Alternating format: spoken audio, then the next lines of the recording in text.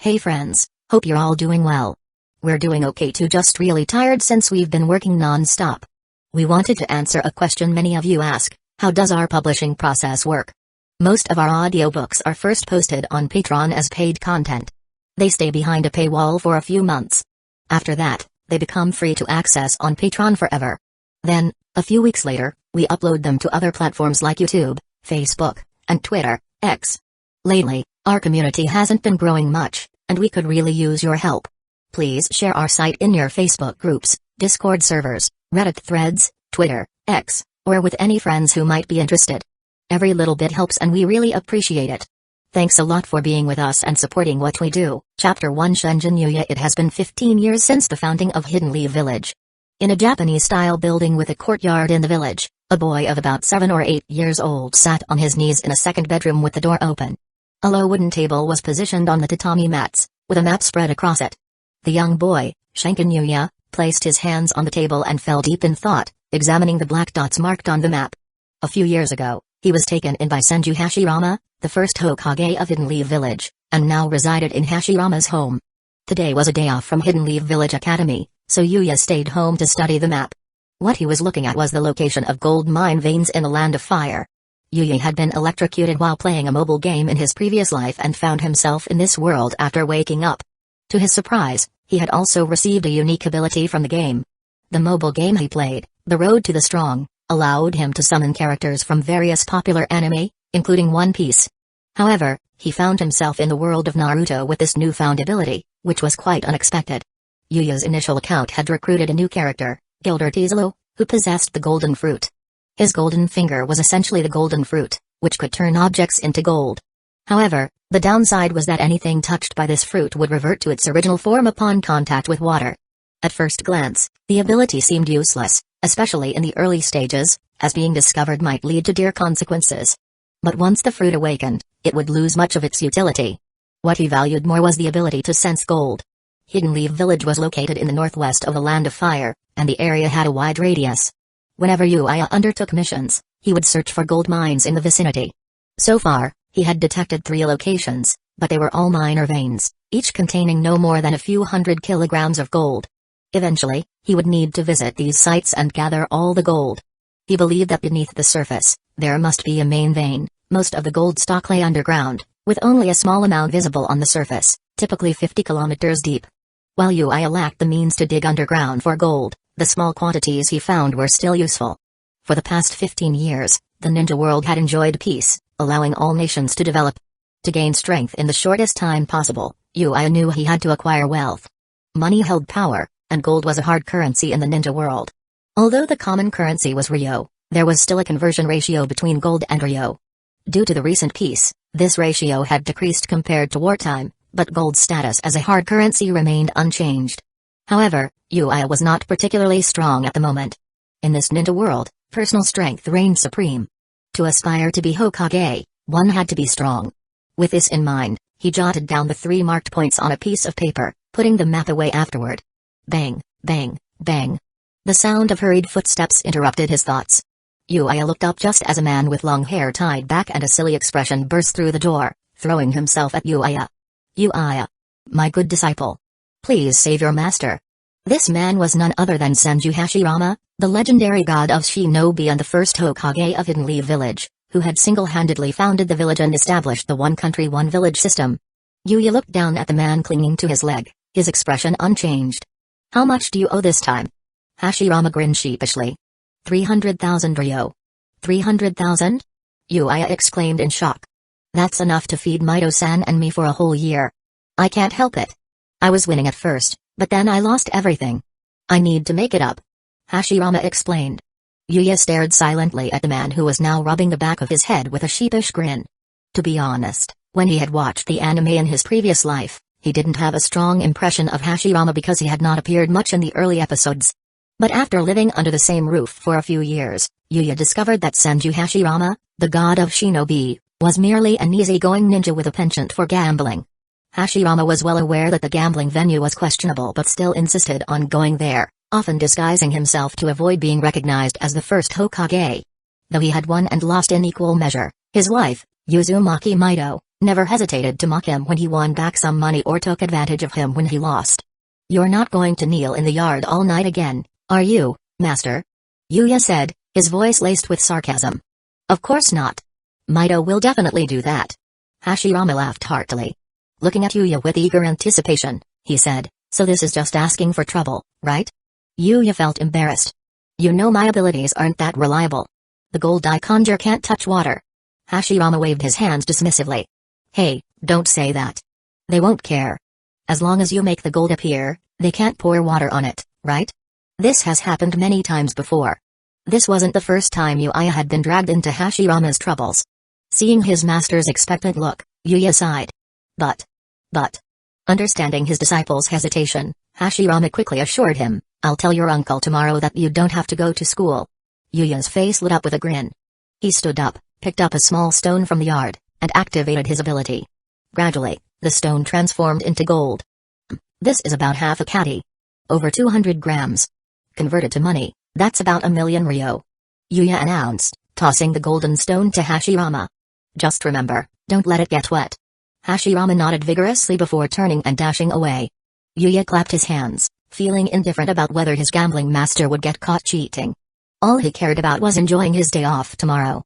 With only one day to spare, he knew it was impossible to visit all 3 locations, so he decided to head west first. As he prepared for the following day, he contemplated his chakra attributes: water, wind, and earth.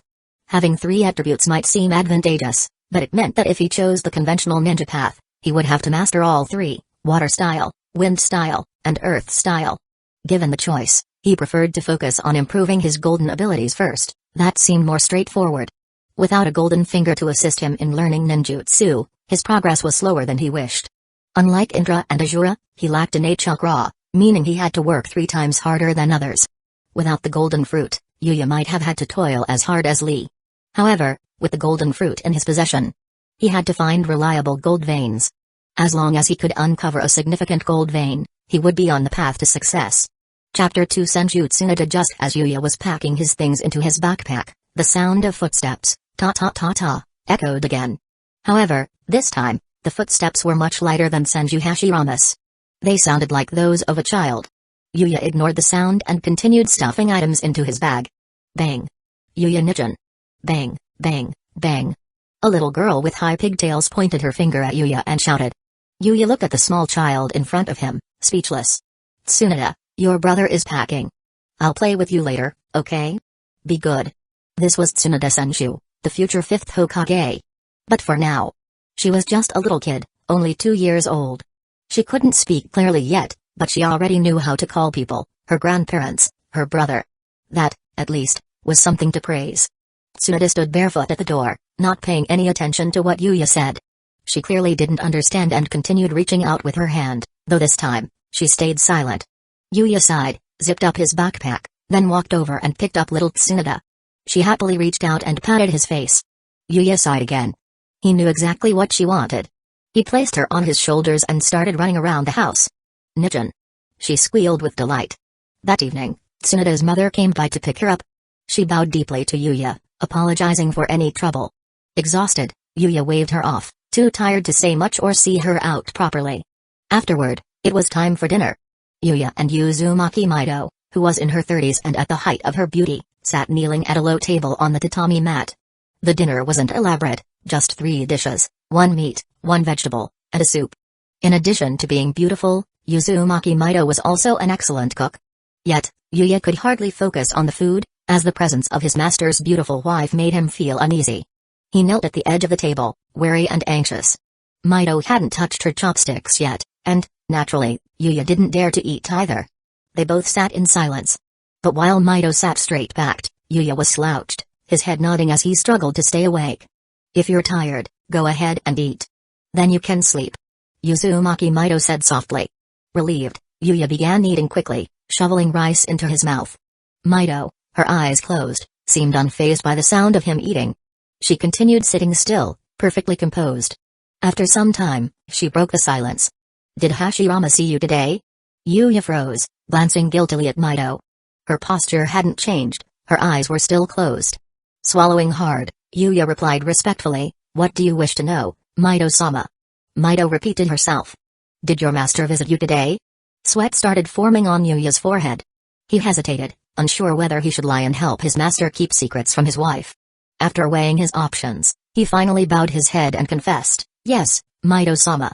He came to see me today." Maido didn't move. She simply responded, "Good. You didn't try to lie to me. That's a relief." Yuya's cold sweat increased. In his mind, he was already offering up silent prayers for his master. "What did he want from you?" Maido continued. Gritting his teeth, Yuya answered quickly, "Master asked me to use my powers to help him avoid his creditors. I refused him, of course. But then he tried to bribe and threaten me. He said if I didn't help, he wouldn't let me eat. He even promised me a day off tomorrow so I wouldn't have to deal with uncle." Maido finally opened her eyes, her gaze sharp and focused. "Is that the truth?" Yuya pounded his chest in exaggerated sincerity. "Every word is true." Maido's eyes narrowed in mild disbelief. "And you gave in that easily?" With a cough, Yuya answered with a pitiful look, "I was starving, and he refused to feed me unless I helped. I didn't want to go hungry." Uzumaki Maido sneered at him, clearly annoyed, but she waved him off. "Fine, eat and then get out." "Yes, Maido-sama." Yuya replied eagerly. In no time, he finished his meal and slipped out of the room, heading straight to the bathhouse. As he bathed, he hummed Naruto's theme song, Homecoming, playing with a little yellow duck as he sat contentedly in the bathtub. For a moment, everything seemed peaceful. That was until a sudden scream startled him, nearly making him drown in the bath. The screaming continued, and Yuya, clutching the yellow duck, shivered. His master's wife was, indeed, terrifying at times. After finishing his bath, Yuya went straight to bed, silently mourning Senju Hashirama for a few seconds before drifting off to sleep. The next day, Yuya ventured to the basin west of the village. His unique ability allowed him to extract gold from the ground, though only from a depth of up to 1 kilometer for now. As his powers grew, that distance would surely increase, but reaching the mantle was out of the question. After collecting some gold, Yuya took out a scroll, bit his finger, and sealed over 200 kilograms of gold inside. It was still not enough. Finding a vein, even a small one, would be incredible. A small vein could yield dozens of tons, while a large one could yield thousands. That would solve so many problems. No wonder Senju Hashirama once lamented to him, if only Yuya had been around earlier, he wouldn't have had to sell the tailed beasts to fund Hidden Leaf Village's establishment. Although Hidden Leaf Village was founded with the help of the Fire Nation more than 10 years ago, the support they received wasn't enough to make it a thriving village. Building a village, and maintaining one, costs a lot, especially for ninjas. Ninja training, for example, is a costly investment. A wealthy ninja can hire skilled chunin or even jonin to train them, which is considered a mission, requiring a good reward. It's much different from training on your own. And ninjas need tools, scrolls, and other equipment, all of which costs money. It's not hard to see why someone like Ten, who deals in ninja tools, would become rich. Every ninja is a potential customer. If Yuya had been born 15 years earlier, Senju Hashirama wouldn't have needed to sell the tailed beasts for Hidden Leaf Village's startup funds.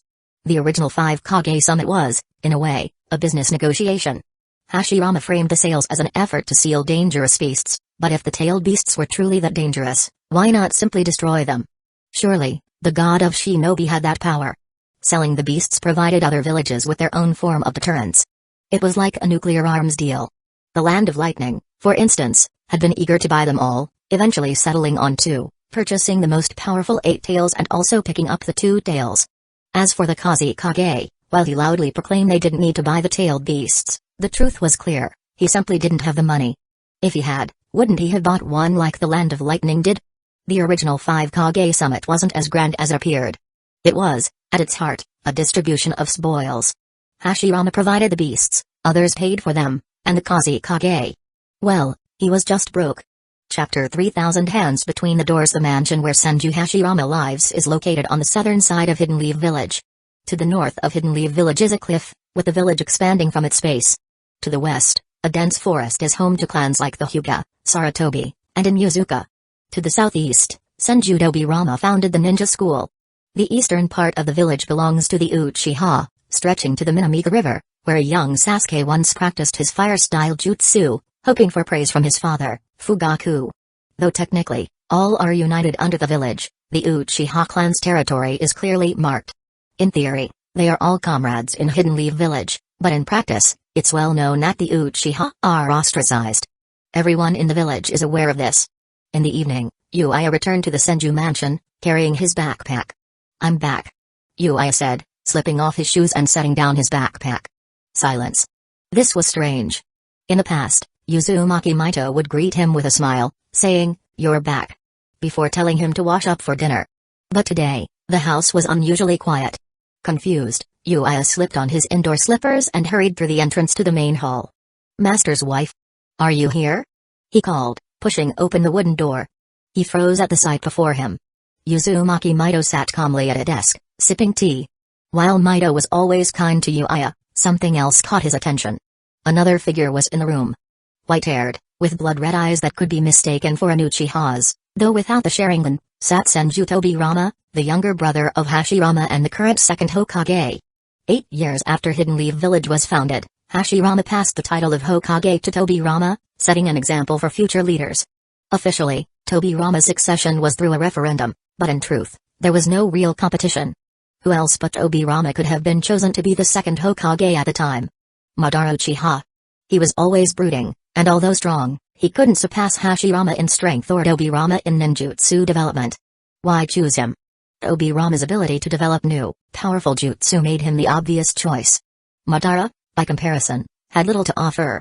Of course, Yuya would never say these thoughts aloud. "Where were you today?" Tobirama asked calmly, his gaze fixed on Yuya. Yuya smiled nervously. "The master gave me a day off, so I went to play in the woods to the west of the village." Tobirama's red eyes stared unflinchingly. "Just playing?" Yuya shrank back. "I swear, I was just playing." Tobirama narrowed his eyes. "You know the consequences of lying to me." Yuya was silent for a moment before bursting into tears. "Wah. That's mine. You're stealing from me. My gold. My precious gold." Tobirama rolled his eyes. "Be quiet." Yuya pouted, watching Tobirama with teary eyes as he weighed the gold from Yuya's backpack. "This is about 10 kilograms. If there were 30. Hey, you're wandering around Hidden Leaf Village with a backpack full of gold, and you're not worried about getting kidnapped." Tobirama's tone was serious, but he couldn't help a smirk. 10 kilograms of gold, converted to money, that was over 50 million ryo. Enough to pay 200 jonin for a month, including bonuses. The problem? There weren't even that many jonin in Hidden Leaf Village. 50 million could build a bridge, or buy enough cement to pave roads. The benefits to the village would be enormous. Still, Tobirama glanced at Yuya's tear-filled eyes and felt a little guilty. He wasn't one to steal from a child, but Yuya couldn't be allowed to carry that much gold around. After a moment, Tobirama spoke. "I'll tell you what. In exchange for the gold, I'll teach you a new ninjutsu." Yuya's tears disappeared instantly. Tobirama was momentarily taken aback. Was the kid faking it? Tobirama sighed. No matter, he had the gold, and it was real, not a trick Yuya pulled with a bloodline ability. "What kind of ninjutsu? Is it S rank?" Yuya asked, his eyes sparkling with excitement. Tobirama chuckled and ruffled Yuya's hair. "No S rank jutsu for you. Not yet. But came to school tomorrow, and I'll take you to the training grounds in the back." Excited, Yuya rushed off to wash up for dinner. Maido, though quiet, felt pleased. Yuya wasn't just playing around, he had clear goals, which made her happy. Still, she wished he could be as carefree as Tsunade. Meanwhile, Tobirama held the gold, sighing. If only Yuya had been born 15 years earlier, he thought. Hidden Leaf Village would be in a much better place. With a wry smile, Tobirama bid Maido farewell and left the mansion. The next day, in the Hokage's office, boom. A loud crash echoed through the room. Senju Hashiama stormed in, his face furious. "You jerk. You took all the gold yesterday. You didn't leave any for me. How could you, as my brother, do that?"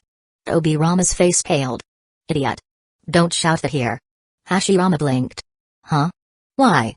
Tobirama's already pale face turned even whiter. 10 minutes later, the sound of footsteps echoed as a crowd rushed to the office door. "Hokage-sama. We heard you found a gold mine. Are we rich now?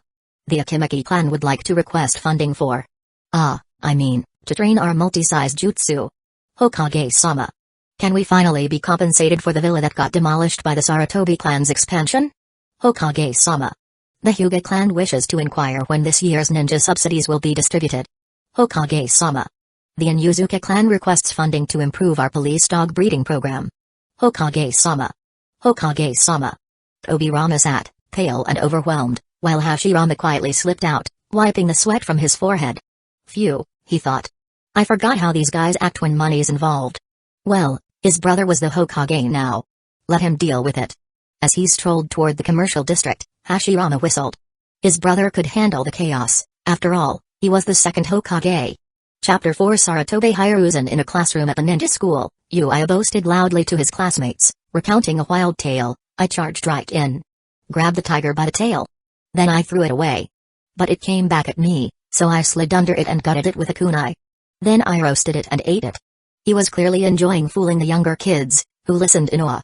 Alright, that's enough about your tiger hunting. Sit down, Yuya, it's time for class. A young man entered the room, smiling as he addressed the students. He lifted his forehead protector and introduced himself. Your teacher Maido is feeling unwell today, so I'll be covering the lesson.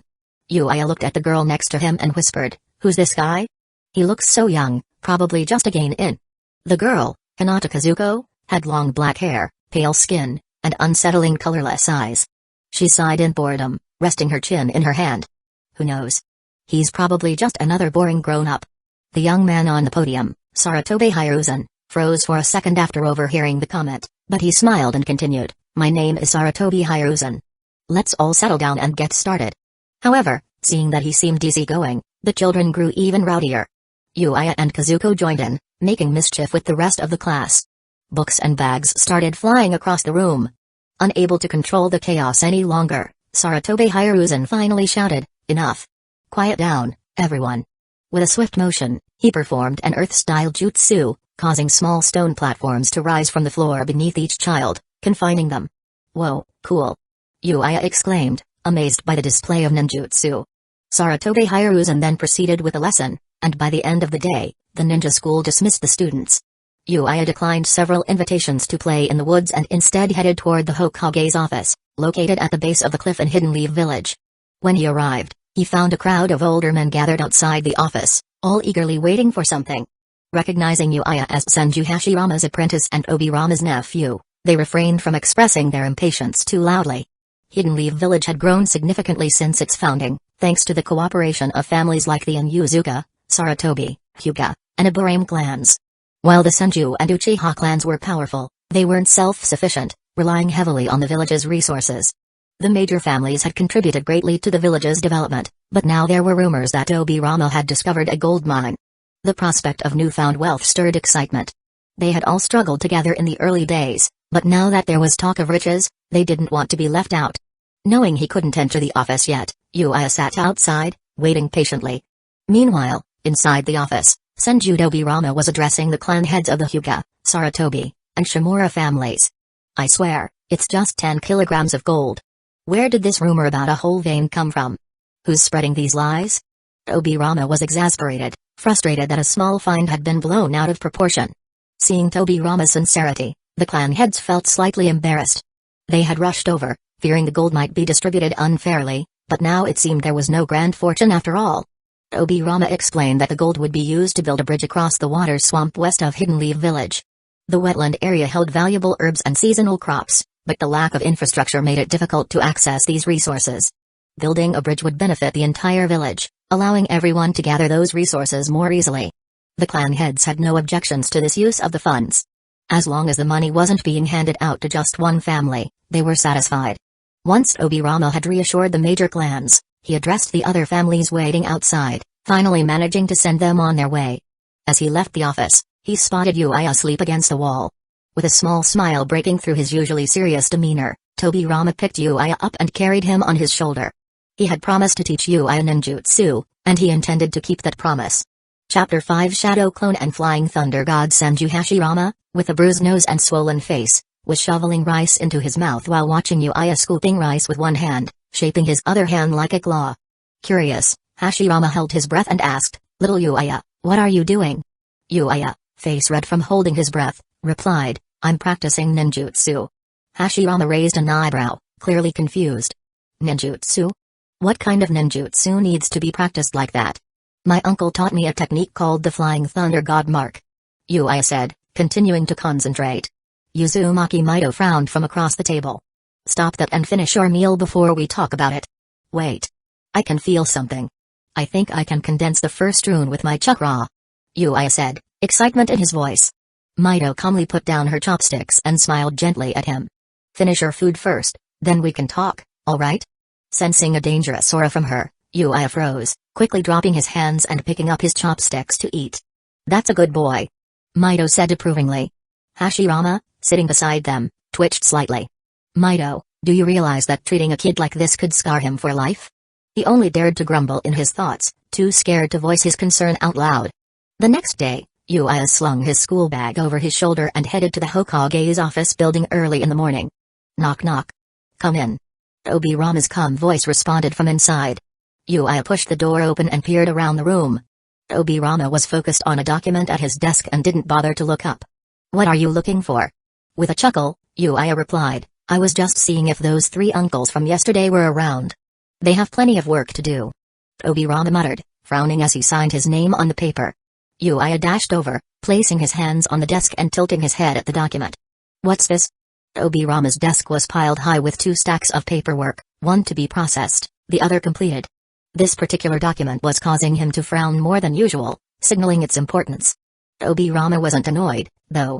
To him, it was normal for children to be curious about everything. In fact, it was through curiosity that children naturally learned and grew. Obirama often missed his time teaching at the academy, where he had once enjoyed nurturing young minds. But now, as Hokage, his duties left him little time for that. He hadn't taken on any new students in nearly 10 years. The Wetland Bridge Project.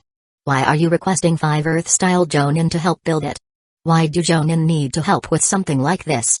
Yuya asked, still confused. Obirama shook his head, realizing Yuya couldn't fully grasp the complexities of such tasks. Ruffling the boy's hair, he explained, with the Jonin's help, the bridge can be built in just 1 day. By next fall, people will be able to go to the wetlands to gather herbs and fruits. Yuya looked up at him. But if the bridge won't be used until next autumn, why rush it? Why not let ordinary workers build it? Obirama waved dismissively. Ordinary people are too slow. Why not let ninjas handle it? But you said the bridge won't be used until next fall. Yuya persisted, frowning. Obirama blinked, then furrowed his brows. What do you know, kid? It's not just about efficiency. This creates a mission for 5 Jonin. There aren't always enough tasks for the ninjas in Hidden Leaf Village.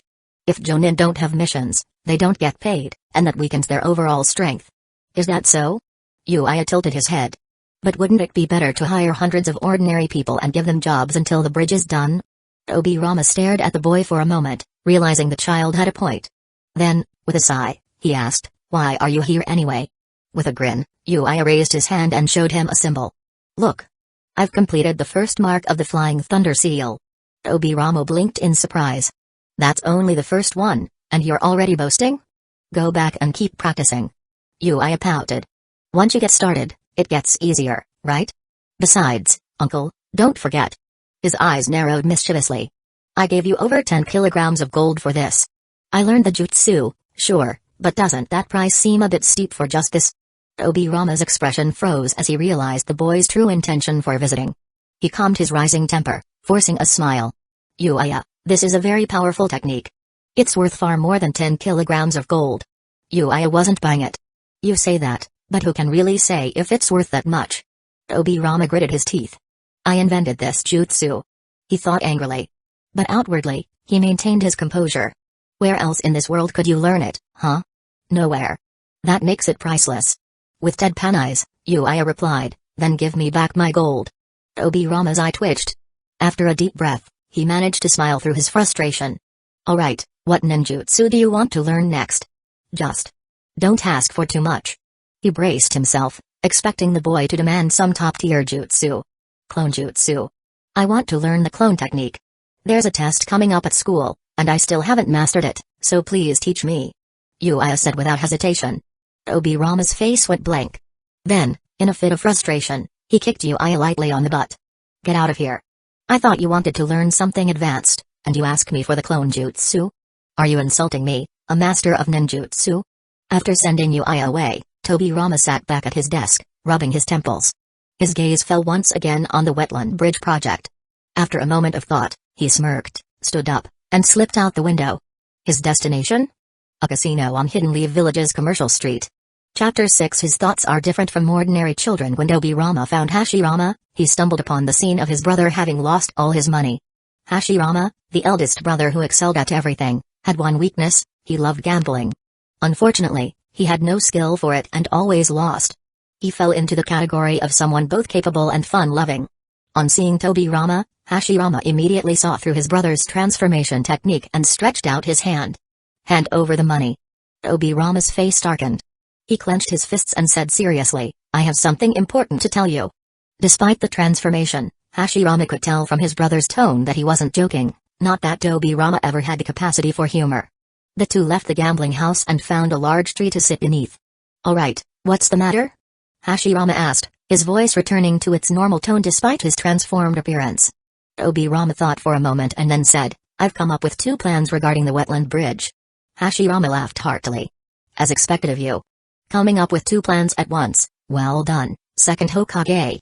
Tobirama remained expressionless at the compliment. He knew that to Hashirama, the title of Hokage was more of a constraint. He would have happily passed the position to Tobirama just to enjoy more freedom. But of course, Tobirama wasn't that lucky. Never mind that, Tobirama thought. Focus on the business at hand. He then explained the 2 options, one plan that 5 jounin could complete in a single day, and another, suggested by Yuya, which involved hiring hundreds of workers to build the bridge. Hashirama stroked his chin thoughtfully before looking up in surprise. "Yuya really suggested that?" Tobirama nodded, his face still expressionless. "Yes. He said that instead of paying 5 jounin, it would be better to distribute the money among hundreds of bridge workers." Hashirama burst out laughing. Then he looked at Tobirama and said, "I'm not sure what else Yuya is thinking, but from this alone, he seems more suited to the Hokage position than you."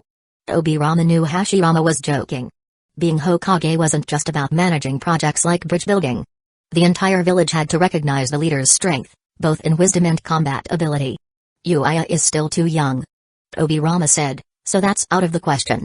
But what I am curious about," Tobirama added, squinting at Hashirama, "is how he came up with that plan." Hashirama immediately understood. "You're not thinking of taking it easy, are you?" Tobirama's temper flared. "What do you think I'm doing? It's to evaluate the next generation of Hidden Leaf Village. And if the kid really has talent, we could train him to be a future advisor." Hashirama nodded with mock seriousness. Yes, you're right. You're not slacking off, and you're certainly not being lazy or avoiding work." Tobirama's fist clenched. "You jerk," he thought. "You're the one who's always off having fun, leaving all the responsibilities to me. I finally find someone capable, and you can't even let me enjoy it? I am the Hokage." Hashirama and Tobirama transformed into school teachers. They were on a mission today and needed to borrow these identities. The current ninja school, though called a school, was more like a kindergarten. It was a place for children to socialize and meet other kids from the village. Although the teachers there were also ninjas, none of them had formal training in teaching. After all, they were more focused on learning jutsu and completing missions. The children were often mischievous and hard to control, and many came from prominent clans, meaning they couldn't be disciplined too harshly. Most teachers would rather travel long distances on grueling missions than deal with these kids every day. As a result, teachers frequently took leave due to various force majeure reasons. It was easy for Hashirama and Tobirama to slip into the school unnoticed. They played the role of guest teachers but didn't bother much with disciplining the naughty children. After all, it was normal for kids to be a little unruly. During recess, they spotted Yuya standing on a table, regaling the other children with tales of his adventures to the western continent. Hashirama and Tobirama were curious. Why had he gone west? And what was this about fighting ninjas and beasts? Wait, what ninjas had he fought? Weren't all his battles one-sided victories? The 2 brothers wanted to call him out on his exaggerations, but seeing how intently the children were listening, they decided to let it go. During the lunch break, Yuya finished a bento Maido-sama had made for him and set his sights on other people's lunches. "Oh? Kazuko, your bento doesn't look too good today," Yuya teased, approaching Hinata Kazuko. The little girl frowned and glared at him. "What are you trying to say?" Yuya shook his head and sighed. "Your lunch doesn't look very tasty." "Who made it?" Kazuko's eyes widened in anger. "My mother made this." "How dare you say it doesn't taste good? You haven't even tried it." Yuya smirked and held out his chopsticks dismissively. "Fine, let me see if it's any good." He quickly scooped up a large meatball and a chicken drumstick, shoved them into his mouth, chewed, and nodded. "Not bad. It's actually delicious. I apologize for saying otherwise." Kazuko puffed her chest out proudly. "Glad you realize it." She then happily dug into her rice and vegetables. Yuya scanned the room, eyes landing on another girl. He sauntered over, striking a dramatic pose. Hey, that Uchiha bento doesn't look so great. How does it compare to the Hinata one? Uchiha glanced at Yuya, then at Kazuko. Despite being from rival clans, slid her bento toward Yuya with a serious expression. Please give it a fair assessment. Yuya nodded, taking some fish and rabbit meat into his mouth. Not bad. It's a tie today. I'll judge again tomorrow. Hashirama and Tobirama, watching secretly from outside, were stunned. The brothers looked at each other, both coming to the same conclusion. Yuya's mind definitely worked differently from other children. Later, Yuya returned home to find Hashirama waiting for him. Unusually, Hashirama hadn't gone to the gambling house today. As soon as Yuya arrived, Hashirama got straight to the point. If I asked you to handle the construction project on the wetland bridge, could you do it? Yuya blinked, looking from Hashirama to Uzumaki Maido, who sat nearby with her eyes closed, clearly not planning to intervene. Well, I could do it. Yuya replied, but ordinary people probably wouldn't listen to someone like me. Hashirama's eyebrows shot up. If any normal child had been asked this question, they would have refused immediately, too confused to respond. But this kid? He went along with the question effortlessly. This boy is truly different from ordinary children. Chapter 7 Uchiha Mirror. The Uchiha clan is dissatisfied with Senju Tobirama. After Tobirama came to power, not only did he limit the power of the Uchiha-led police force, but he also relocated the clan's territory several kilometers eastward, closer to the river. On the surface, this expansion might seem like an advantage, but in reality, it distanced the Uchiha from the center of Hidden Leaf Village's power. Naturally, this led to discontent among the Uchiha. They had made efforts to integrate into Hidden Leaf Village, yet this was the result. Was this how they were being treated? The Uchiha, known for their emotional intensity, harbored growing resentment towards Tobirama, whose actions seemed unjust in their eyes. The clan's frustration with the second Hokage continued to mount. Kagami Uchiha, a prominent member of the clan, noticed his family's increasing dissatisfaction. The growing tensions troubled him deeply. What's wrong? Asked his wife, Masako Uchiha, a dignified and elegant woman. As she knelt beside Kagami in the courtyard, resting her head on his shoulder, she added softly, I can't help with ninja matters, but sometimes talking about it helps ease the burden.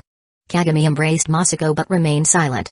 Most of the men in the Uchiha clan were ninjas, and even talented women like young Uchiha received specialized training.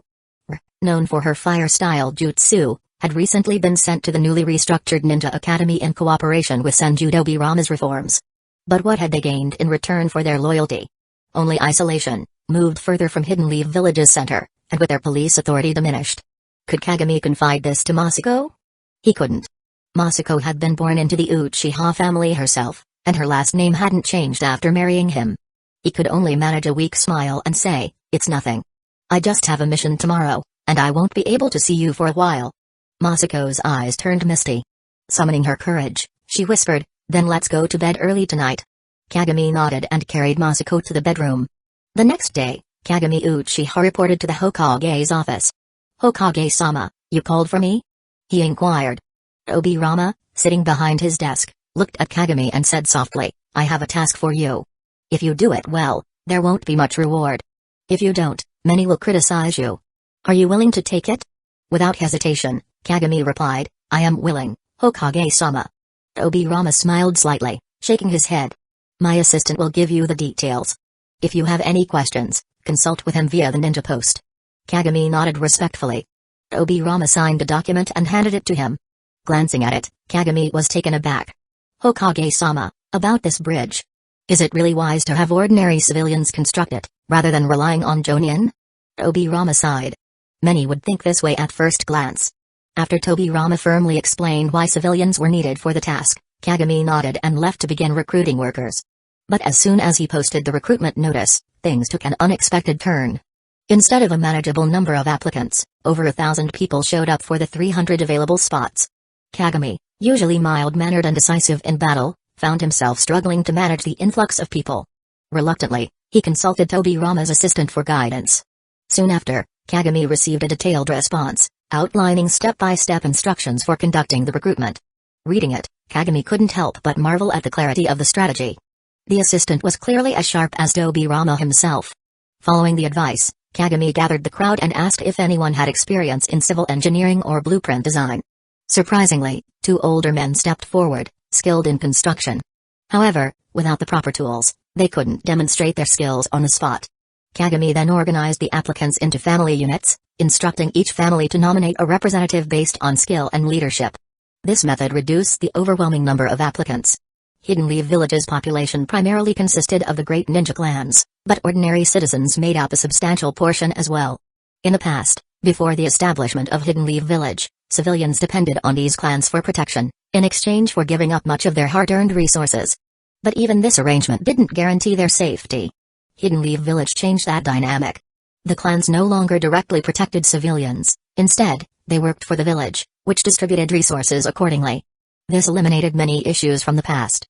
Hidden Leaf Village's system became a model for other countries, inspiring them to establish their own ninja villages.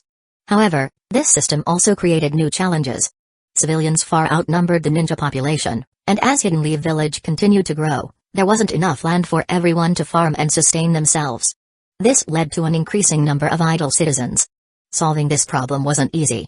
One option was to cultivate more land, but many civilians feared leaving the relative safety of the village. Another solution was to increase productivity, either by improving agricultural output or by creating jobs through public projects, like the bridge. But such projects required money, gold, to be specific. Constructing a single bridge could exhaust Hidden Leaf Village's funds. Even with the additional gold Tobirama had secured, it was nowhere near enough for large-scale infrastructure improvements. If Hidden Leaf Village had a reliable source of gold, it could become the foundation for economic growth. But for now, they would have to make do with what little they had. Thus, while building this bridge might not solve all of Hidden Leaf Village's problems, it was a step toward creating a sustainable future for both its ninja and civilian populations. Chapter 8 Wetland Bridge. Yuya wasn't Hokage, so why did he care so much? He had worked tirelessly to help the first and second Hokage build Hidden Leaf Village, but it seemed like, in the end, he wouldn't get anything out of it. That didn't sit right with him. Yuya was the type of person who wouldn't do anything unless he saw some kind of personal gain. Like this time, he knew he'd have to hand over more than 10 kilograms of gold to avoid future problems, but Yuya still wanted something in return. It was the second Hokage who had taught him the Flying Thunder God Jutsu, something Yuya had never expected. The technique was powerful but also extremely difficult to master. Despite this, after some thought, Yuya felt he deserved more benefits. So, he approached Tobirama and expressed his desire to learn Taijutsu, specifically, the second Hokage's shadow clone techniques. But, he knew success wouldn't come overnight. He had to take things slow, step by step. The problem was, time might be running out. There was also one thing that Yuya had never been able to figure out: how exactly did Senju Hashirama die? Was it an illness? Watching Hashirama gamble cheerfully every day, he didn't look like someone about to die. If Yuya hadn't been a time traveler, and someone told him that Hashirama, who seemed full of life, had a short lifespan, Yuya would have laughed in their face. He would have sprayed them with salt soda just to prove how absurd it was. But to be honest, this was no longer just a manga. Kishimoto was a manga artist. What did he know about the real Naruto world? Because this was the real world. Yuya was here now. Feeling proud, Yuya lowered his head and continued writing his next set of suggestions for Kagami Uchiha. Gathering people to complete the first step of the work wasn't the hardest part. The second step was to get the actual construction started. There was no need for a big ceremony, especially when most people didn't even have enough to eat. There was no point in wasting money on firecrackers when a bowl of bone soup was more valuable. What mattered most to Yuya was efficiency. Once work began, he told Kagami Uchiha to divide the workers into 10 groups, each led by a team leader who would track the team's output. After work was completed each day, the results would be tallied and handed to Kagami Uchiha. Wages would be paid based on both quality and efficiency, with a daily settlement. This was something Yuya had learned in his previous life while working at construction sites. Supervising would only slow things down. Instead, he decided to be upfront about wages. Everyone would know exactly how much they could earn daily, but if their work wasn't up to standard, they would lose a portion of their pay. Not much, but enough that they'd feel the loss. Given that 100 taels could buy just 1 pound of rice, Yuya was confident the workers wouldn't want to lose even 10 taels. He didn't believe in human goodness, but he did believe in self-interest. As long as these people could see tangible benefits, they would remain motivated until the bridge was finished. These 2 steps, gathering the workers and motivating them through wages, would ensure the bridge's completion. The rest was about managing the effects of such a large-scale project. Yuya didn't see the point in giving tens of millions of taels to a few jounin when he could pay hundreds of ordinary people, ensuring a longer-lasting economic impact. When the workers got paid, they would spend their earnings on necessities like food and clothing. Some might even splurge a little, visiting restaurants. And in a village like Hidden Leaf Village, every transaction created a ripple effect, benefiting thousands. Hidden Leaf Village could also collect taxes from these exchanges, ensuring the village's economy would keep turning. As for the Jounin? What could they possibly do? Buy ninja tools? Eat at fancy restaurants? Sure, those were big purchases, but they didn't create widespread happiness. The ninja tool shop catered to ninjas and would always be in business, while the restaurants were luxury options that few could afford at this point. In Yuya's eyes, improving the lives of ordinary people was more important. Even though he had no desire to become Hokage and didn't really care about Hidden Leaf Village's future, he couldn't stand by while ordinary people struggled. It wasn't easy being a civilian in the world of Naruto. The manga focused on the adventures of Naruto and the other ninjas, but the hundreds of thousands of ordinary villagers were often overlooked. During events like the Kyuubi's attack or the Chunin exams, it was the ordinary citizens who suffered the most. Yuya paused his writing and sighed. Life was tough for these people. They were exploited by the village, forced to hand over half of their harvest as reserves for the ninja forces. Even then, they were lucky to keep enough to survive. And Hidden Leaf Village wasn't even a truly safe place. Yuya leaned back on the tatami, resting his head on his hands. Why do I care so much? I'm not the Hokage, so why bother? What Yuya didn't know was that Kagami Uchiha had taken his suggestions seriously and implemented them without hesitation. Yuya knew his place as a child in the village. He doubted anyone would take his ideas seriously, let alone put them into practice. But Kagami Uchiha wasn't like other Uchiha, who carried themselves with arrogance. He wasn't trying to act superior. And on top of that, Obirama had intentionally kept Yuya's true identity hidden. Yuya thought his suggestions were just ideas on paper, never expecting Kagami Uchiha to follow them so thoroughly. Kagami even helped with the bridge construction himself, working alongside the laborers and acting as a mediator when conflicts arose. Being a ninja, he naturally commanded respect. The result was that things went much more smoothly than anyone anticipated. So smoothly, in fact, that Senju Hashirama and Tobirama took notice a week later. Why? Because the families of the workers had visibly improved their lives in a very short time. It was astonishing to see the transformation. Chapter 9. So how did it happen? One afternoon, a family that had been living in poverty suddenly saw the man of the house return from work with a large sack of rice, weighing several kilograms, and some wild vegetables. That evening, the family enjoyed 2 hearty meals. The best part was that these good times were not just a one-off. The next day, the man returned from work again, this time with half a roasted chicken. The day after that, he brought home another few kilograms of rice. And so it continued. Before long, everyone noticed this remarkable improvement in the family's life. It begged the question, why isn't my family doing the same? Upon inquiring, the villagers discovered that the man had been working at the wetland bridge construction site, where laborers were hired and paid daily. The harder you worked, the more you earned. For the ordinary people of Hidden Leaf Village, such an opportunity was rare. In the past, only the ninjas received jobs of this scale, while common folk were left to work the fields, or worse, idle in despair because no other jobs were available.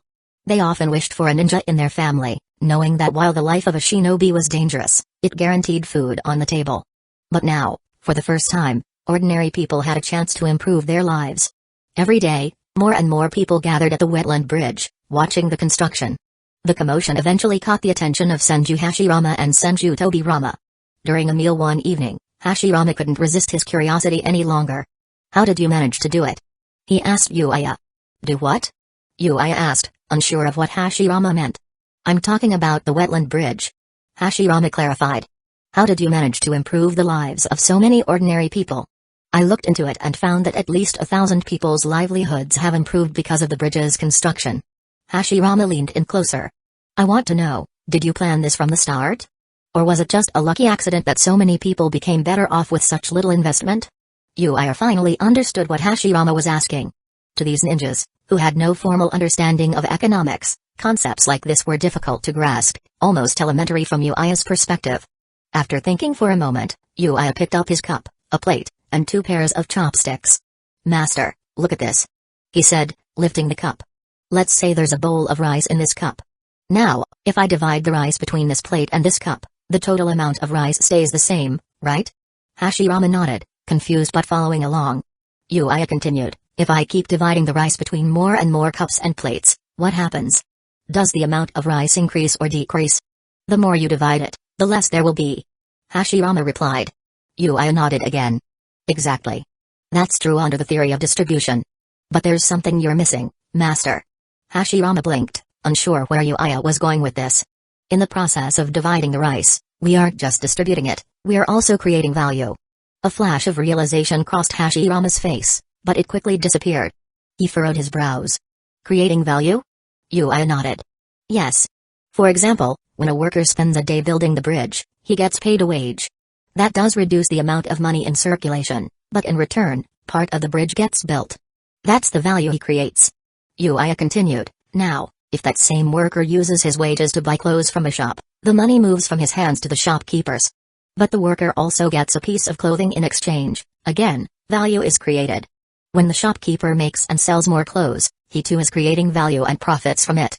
Then, the shopkeeper uses his earnings to buy food or raw materials for more clothes. The money keeps moving, creating value at every stage. Yuya paused and asked, now, master, how much did all of that cost? Hashirama sat in stunned silence, unable to grasp the full scope of the explanation. Uzumaki Maido, watching from the side, couldn't help but laugh. She handed Yuya a chicken leg. Alright. Your master doesn't understand any of this. What's the point of trying to explain it to him? Yuya tilted his head in agreement. I guess so. Hashirama, feeling a bit embarrassed, angrily ate 2 large bowls of rice in silence. Later that night, as Maido was about to fall asleep, she heard Hashirama muttering to himself. The wages are so little. So why can they afford so much food, clothing, and still build a bridge? Maido, now fully awake, glared at him. Hashirama, do you know why? He asked, looking desperate for an answer. Maido, her face completely emotionless, responded, I don't know, and I don't care. All I know is that I'm tired, and if you don't stop talking, you're sleeping outside tonight. Hashirama fell silent. The next day, at the Hokage's office. So, Tobirama, do you get it? Hashirama asked, looking seriously at his brother. The wages for these workers are so small, yet they're creating so much more wealth than we gave them. Tobirama, his face expressionless, responded, you didn't come up with it on your own. You're not that smart. Hashirama scratched his head sheepishly. Oh, you caught me.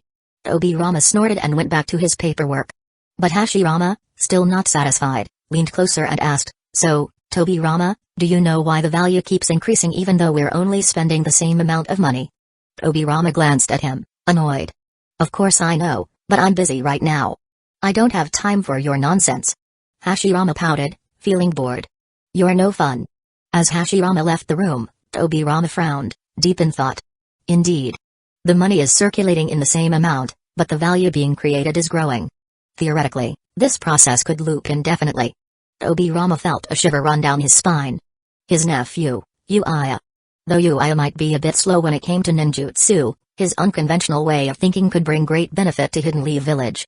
At the very least, if he could apply this same principle to the village's economy, Tobirama might finally achieve his goal of governing with minimal spending while creating maximum value. But the real question was, how did Yuya manage to do it? Chapter 10 30 kilograms. Time flies by. If you don't pay close attention, it slips away in an instant. Before you realize it, you might find yourself wondering, has it really been that long? More than a month had passed since Yuya proposed the wetland bridge plan. During this time, he finally succeeded in condensing the mark for the Flying Thunder God technique. This speed was reasonable for a ninja of average talent, though if you compared Yuya to Minato from the comics, well, better not to compare at all. It would only lead to embarrassment. Condensing the mark was just the first step. Flying Thunder God was more than just a marking technique, it had many other applications. The Ninja Academy was now on break, and worth mentioning was the improvement in Yuya's clone technique by the end of year exam. This improvement was largely due to his shamelessness in asking Senju Tobirama to teach him the Shadow Clone Jutsu. When Yuya expressed an interest in learning the multiple Shadow Clone technique, Tobirama flatly refused. Although it was useful for training, the physical toll from the fatigue and pain of dispelled clones would multiply with each one. Yuya's physical fitness couldn't compare to Naruto's, who had the benefit of the Nine Tails chakra. Using the technique recklessly could damage Yuya's foundation in ninjutsu. Despite a perfect score in his clone technique and math, Yuya failed most other subjects. However, his performance in practical combat was passable. Although he hadn't managed to defeat Hinata Kazuko or Uchiha, they hadn't beaten him either. In the end, that was enough. A month later, Yuya ventured out again, this time heading to the northern cliffs beyond the village. Upon arrival, he used his special ability to absorb the gold buried in the earth, condensing it into a solid golden cube. Weighing it with his scale, he noted this time he had gathered 360 kilograms of gold. After sealing most of it into a scroll, he kept 30 kilograms out, shaping it into an irregular form to carry back to Hidden Leaf Village. It was a relief to have Senju Hashirama around. Yuya didn't need to worry about spies infiltrating Hidden Leaf Village with a god of shinobi guarding the village. Recently, Hashirama's health seemed to be improving. His complexion was rosier, his voice more robust, nothing like the sickly state he was supposed to be in according to the comics. Yuya doubted whether the story's prediction of Hashirama's death would even came to pass. For now, Yuya focused on his projects. His gold reserves were still under 550 kilograms, not enough to match his pace of development. But with Hashirama's protection, he felt secure enough to continue his work. The wetland bridge was projected to be finished by the end of February, taking about 3 months to complete. The cost, including labor, was a reasonable 50 million ryo. Yuya knew this investment would visibly improve the quality of life for Hidden Leaf Village's residents. Of course, some people grew envious and tried to stir up trouble, but Yuya, with Kaoru Uchiha's help, swiftly shut down these distractions using ninjutsu. It was natural for people to get jealous, Yuya thought. While he toiled away, they watched him thrive. But the laborers, who had a vested interest in the project, were determined to prevent any disruptions. Conflict was inevitable. This was where Kagami Uchiha's role as captain of the Uchiha Security Department came in handy, giving the department a chance to boost its reputation. With no other entertainment in the village, people thrived on gossip and stories, and this incident was sure to become something they talked about. Kagami Uchiha admired Yuya, the advisor assigned to him by the second Hokage. He repeatedly expressed his desire to learn from Yuya how to navigate village relationships, maximize outcomes with minimal resources, and create greater value. Tobirama's response was cryptic, often brushing off Kagami with vague encouragement. Nonetheless, Kagami persistently sought advice from Yuya, asking questions almost every night and receiving answers the next morning. But today, Yuya had gone out to dig for gold, so their correspondence was paused. By the time Yuya returned to Hashirama's estate, it was evening. As expected, Senju Tobirama was already there. Tobirama wasn't one to drop by without reason, and today's purpose was clear. Without pretense, Yuya dumped the 30 kilograms of gold from his pack and grinned. Here's about 30 kilograms. Uncle, can you teach me a new technique now? Tobirama, unable to hide his astonishment, swallowed hard. After a moment of consideration, he asked, why don't you just tell me where the gold mine is? Yuya rolled his eyes. It's not a gold mine. I'm sensing the gold elements seeping into the surface, and my ability lets me gather them. If there was a real gold mine, I'd be living in it. He wasn't exaggerating. With his ability to absorb gold for sustenance and strength, Yuya would indeed hunker down in a gold mine if one existed. Tobirama accepted the explanation with a nod, though he still found the whole thing a bit unbelievable. If there really had been a gold mine near Hidden Leaf Village, it surely would have been discovered by now, especially given the war-torn past of the Land of Fire. But this put Tobirama in a dilemma. Last time, he had taught Yuya the Flying Thunder God technique for a mere 10 kilograms. Now there were 30 kilograms on the table. 30 kilograms of gold. That was over 150 million ryo. What technique could possibly be worth that? Perhaps he could teach this brat the reanimation jutsu. Chapter 11 Senju Hashirama, I'm going to die in the end. Tobirama still didn't teach Yuya about the reincarnation of the impure world. Instead, Yuya was given the highest authority in Hidden Leaf Village's secret arts room. Tobirama had placed all the ninjutsu he created in this room, sealing them. Only those with the mark he gave or the Hokage seal could enter and temporarily release the seal. Tobirama carved a transparent sorcery mark on Yuya's palm. As long as Yuya had at hand, he could access the secret arts room without hindrance. Yuya was very satisfied and, in return, gave Tobirama 30 kilograms of gold.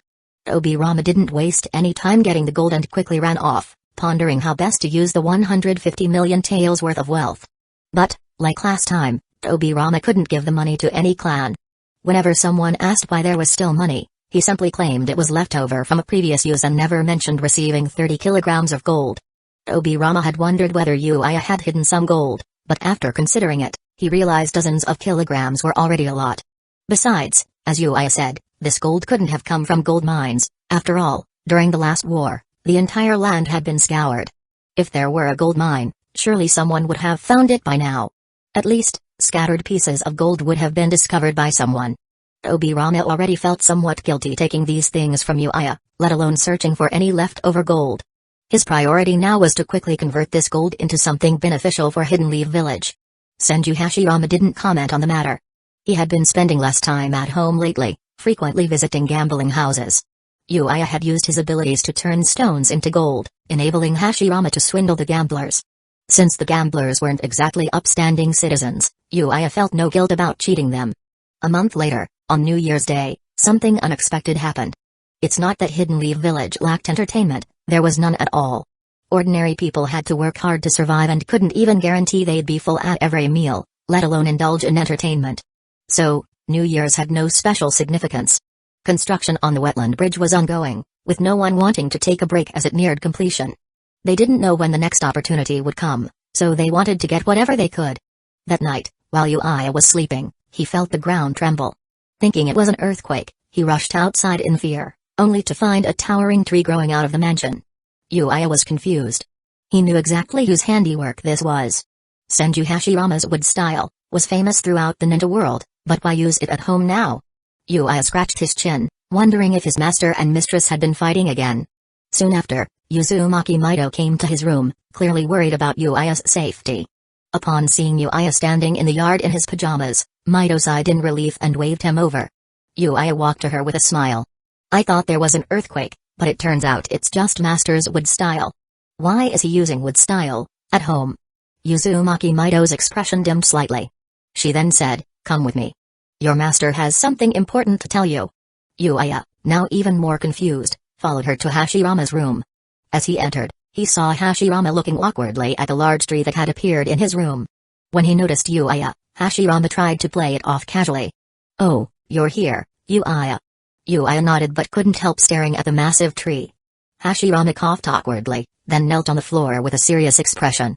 "Yuya, there's something I need to tell you. I am about to die." Yuya, still distracted by the tree, didn't process what was said at first. He nodded absent-mindedly before the word sank in. His eyes widened. "What? Master, are you joking?" Yuya looked at him in disbelief. "You don't look like you're about to die." Indeed, Hashirama seemed healthy and energetic, he didn't look like someone at death's door. Hashirama scratched his head and laughed awkwardly. "I know it's hard to believe, but it's true." With that, he motioned for Yuya to kneel as well. Yuya, still skeptical, knelt in front of Hashirama. "Master, do you owe someone money again? Are you trying to trick me into paying your debts?" Hashirama's face darkened. "Am I really that kind of person?" But after thinking about it, he realized that Yuya had helped pay off quite a few debts for him before. After a brief cough, Hashirama became serious. "Do you know Madara Uchiha?" Yuya was startled. Who in the village didn't know about Madara? Nodding, Yuya's suspicion deepened. Was his master trying to change the subject? Hashirama lowered his eyes and began telling the story of his relationship with Madara Uchiha. "Madara and I met as children. Later, we became the strongest members of our respective clans. To keep our clans alive, we had to accept missions from daimyo and wealthy merchants. Because we were equally powerful, whenever someone hired the Senju clan, the Uchiha clan was hired by the other side." Hashirama continued to explain how Madara's brother had died at Tobirama's hands, sparking a war between the clans. "We were both tired of fighting, so creating a village where all clans could live in peace became our shared dream. You know what happened after that?" He described how Madara hated Tobirama and ultimately left the village, leading to their final battle.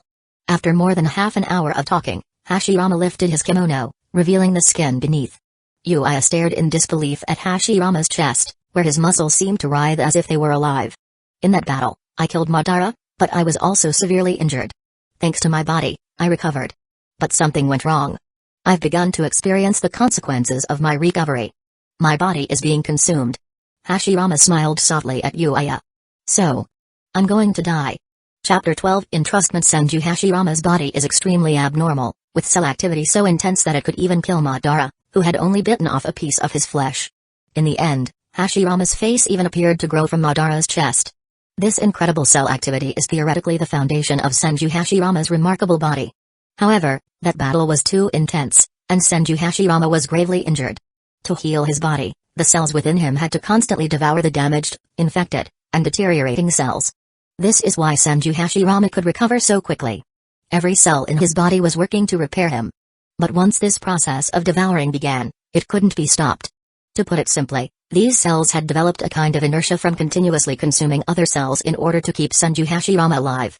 Even after the newly formed cells were healthy, the phagocytosing cells would continue to devour them. The continuous phagocytosis left no room for the new cells to survive. However, Hashirama's immense vitality kept these cells regenerating at an incredible rate. The constant generation of new cells fueled the never-ending activity of those devouring cells.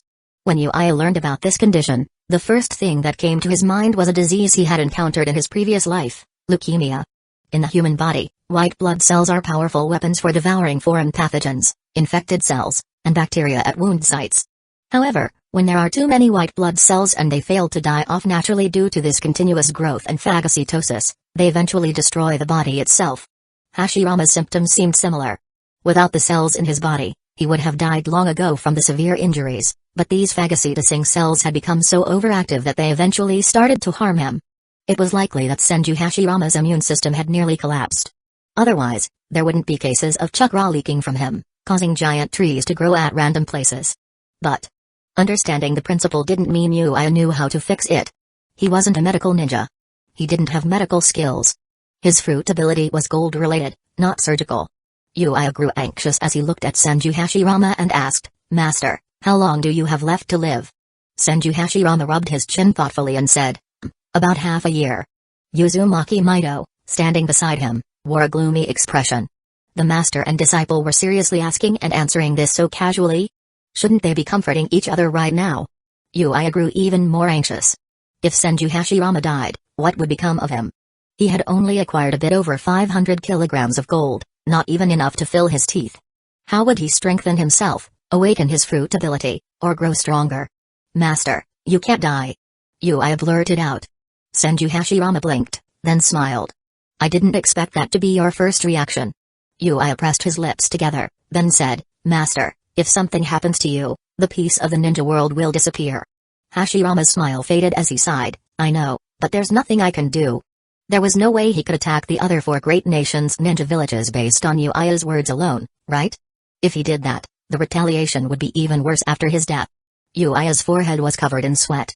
He knew what would happen if a war truly broke out. Children as young as Itachi Uchiha would be sent to the battlefield, and he wasn't even fully developed himself. Even though Itachi Uchiha's situation was partly due to his father's manipulation, Obito Uchiha and the others weren't much older. He definitely didn't want to go to war before he was fully grown. Hashirama didn't seem to think too much about it. He assumed Yuya was simply worried about him, so he smiled and said, "Don't worry about me. We ninjas have long accepted the possibility of dying at any time. To be honest, I should have died in that battle with Madara, but I've lived for so long since then, so I feel like I've already gained a lot." Yuya remained silent. After a pause, he asked, "After you die, Master, can we skip the funeral?" Senju Hashirama was taken aback for a moment, then burst into laughter. "You really are worthy of being my disciple. We think alike." Yuya realized that Hashirama had called him here to give instructions about his funeral. Hashirama sighed. "I'm not a very good master, still making demands of you even now. It makes me feel a bit ashamed, ha ha ha." Looking at Hashirama's hearty smile, Yuya couldn't help but feel sad. After living together for years, it was impossible not to develop feelings. "Well, anyway, Yuya, I haven't been the best master, but I still need to ask you something. When I die, don't hold a grand funeral for me. Don't let anyone discover my body, and don't let Tsunade find out." Yuya pressed his lips together and nodded. Hashirama sighed, "That girl's been suspicious lately. She's always trying to follow me. She really is my granddaughter." Yuya rolled his eyes inwardly. "That little brat was simply picking up your bad habits, not some brilliant detective work. But I won't be able to take care of her in the future. Her father died young. I'll need to trouble you to look after her for me." Yuya was taken aback. He hadn't known that Tsunade came from a single-parent family. He nodded, not finding it too much trouble to take care of a little girl. Now, for the most important part. Hashirama suddenly sat up straight, narrowing his eyes as he looked at Yuya. "Are you willing to give everything to the village?" Yuya froze, speaking almost instinctively, I. Luckily, Yuya caught himself in time and stopped speaking. Hashirama sighed, his intense aura vanishing. "Yuya, even though you came to Hidden Leaf Village from outside, to me," Hashirama said softly, "you are part of Hidden Leaf Village." Yuya stayed silent, then lowered his head, bowing it respectfully on the tatami. "Master, please speak directly." Hashirama gazed at him calmly, then suddenly laughed. "Ha ha ha, why so serious? Get up, what I want to ask is simple." Hashirama smiled and asked, "Do you want to be Hokage?" Yuya froze in place, an indescribable fear rising in his heart. His lips trembled before he took a deep breath. Almost instinctively, he recalled every relevant scene from his past life. Then, Yuya opened his eyes, looked at Senju Hashirama, and said, I wouldn't be elected without the support of my clan. Yuya knew that refusing outright would be the end of him. Being an outsider, living with Hashirama for years, and lacking a sense of belonging to the village already made Hashirama suspicious. If he said outright that he had no interest in the role of Hokage, well, that would raise some eyebrows. Chapter 13 Make money hard. Hashirama looked at Yuya calmly and then sighed, that's true. Except that you're my apprentice and Obirama's nephew, you have no other helper. But what if I told you? You actually have allies? After hearing Hashirama's words, Yuya raised his head with a puzzled look. Who? Hashirama spoke softly, Uchiha. Yuya was speechless. Hashirama continued, Kage Uchiha is the next Uchiha clan leader. There aren't many Uchiha clan members whom Obirama trusts, but Kagami is a good boy. Obirama trusts him, and his strength is also good. He's a competitor for the position of the next Uchiha clan leader. If Uchiha is willing to support you, you won't be alone. Yuya was silent. After a moment, he shook his head with a smile. They say, Master, that you know nothing about the affairs of the village. Now it seems that was all nonsense. Senju Hashirama calmed his expression, returning to his usual goofy demeanor. Ha ha, really? Is that what they say? Well, you learn things after seeing them enough times. So, what do you think? Hashirama brought the topic back. If you have this idea, I think Tobirama would be happy to see it happen. At this moment, Yuya realized that Senju Hashirama had called him over for a reason. It must have been to make arrangements for his future, but there was more to it than that. Hashirama wanted to see where Yuya stood and then decide how to treat him. Yuya took a deep breath, looked up at Senju Hashirama, and said, I'm not interested in the position of Hokage. Surprise appeared on Senju Hashirama's face, and he looked at Yuya with a puzzled expression. Oh? Then what are you interested in? Yuya raised his head and said to Senju Hashirama with a serious face, Master, if you really want me to contribute to Hidden Leaf Village, then leave Hidden Leaf Village's economic development to me. Senju Hashirama was genuinely surprised now. Economic development? Yuya nodded. The phenomenon I mentioned before, that a fixed amount of money can create multiple times its value once it circulates, is essentially called economics. Its characteristics are material circulation, spiritual satisfaction, and social stability. A simple way to understand this is that the better the economy, the richer the materials, the more spiritual satisfaction, and the more stable the society will be. When broken down, material circulation can be divided into production, transportation, consumption, and reproduction. This cycle can continue indefinitely. The material foundation brought by the economy creates spiritual satisfaction. The richer the material, the more spiritual satisfaction. The two complement each other. Yuya knew that if he didn't show his worth today, he would be kicked out of Hidden Leaf Village tomorrow. Senju Hashirama was a kind-hearted man, but he was also the first Hokage. It was impossible for him to allow a talented person like Yuya, who had no sense of belonging to the village and was unwilling to serve it, to stay. The talent Senju Hashirama was referring to wasn't Yuya's knowledge of economics. Hashirama had never heard of such a theory before, so it was impossible for him to understand it in detail. What Hashirama truly valued was Yuya's bloodline ability, his gold style, the power to sense, dig, and gather gold. The Land of Fire was currently the wealthiest of the 5 great nations, but if Yuya went to another country, that wealth could quickly shift elsewhere within a few years. So it was impossible for Senju Hashirama to let Yuya leave. The first step was to test if Yuya had a sense of belonging to the village. The second step was to test if he had any ambition for leadership. If he lacked both, then what did he want? Hidden Leaf Village could not afford another upheaval. Yuya understood this, so he laid his cards on the table. If what you want is for me to work for Hidden Leaf Village, then I'll tell you straight up, I have no interest in the position of Hokage. It's not because I lack ambition, my ambition is just in a different direction. I want to make money. A lot of money. So, Master, do you understand? Did Senju Hashirama understand? Not entirely. The economy, defined in just a few lines, is concentrated knowledge. If Senju Hashirama could have grasped such concepts easily, Hidden Leaf Village, now 16 years old, wouldn't still have so many ordinary people struggling with poverty. Of course, everything is relative. The situation in the other 4 great nations' villages wasn't much better. At least Hidden Leaf Village ensured that everyone from ninja families had enough to eat and could learn ninjutsu. Few other villages could offer that. Some smaller countries, like the Land of Iron or the Land of Whirlpools, could manage due to their smaller populations. Ordinary people could survive on meager resources. That night, Senju Hashirama and Yuya talked for a long time. No one knows what was discussed specifically, but Yuya went to report to Senju Dobirama the next day. He also didn't attend the Ninja Academy anymore. Instead, he started working as Dobirama's assistant. Yuya looked disgruntled but couldn't show it in Dobirama's presence. Senju Dobirama also wanted to see what Yuya was capable of, so he tasked him with planning the development of the southern area of Hidden Leaf Village. Yuya rolled his eyes but refrained from complaining out loud, especially since it was framed as an order from Dobirama. The south of the city underwent a major transformation. In short, there was a demolition. The old houses were torn down, the land was leveled, and new, uniform 4-story buildings were constructed, increasing housing by 3/4. At the early stages, Ninja helped lay the foundation, but Yuya also repeated some of the strategies used in the Wetland Bridge project. Senju Dobirama was horrified by the sheer scale of the work. How much was this going to cost? Especially when he heard that not only were new homes being given to the displaced residents, but they were also being compensated with 100,000 ryo each.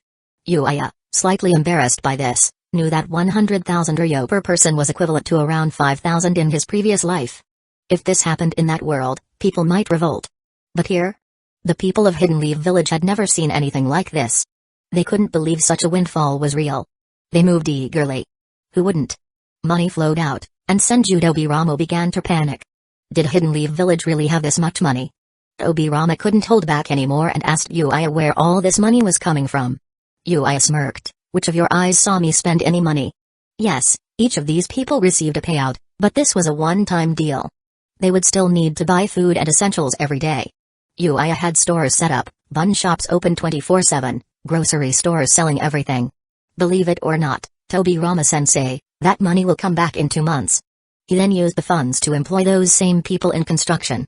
The goal was for them to use up their own resources without getting equal returns on their labor. Although it seemed exploitative, no one thought it was wrong. In fact, they marveled at Dobirama's brilliance. In exchange for the payment of a single Jonen's salary for one mission and 100,000 ryo per person, Hidden Leaf Village now had a transformed southern district, tall buildings, paved roads, and new infrastructure like streetlights and public toilets.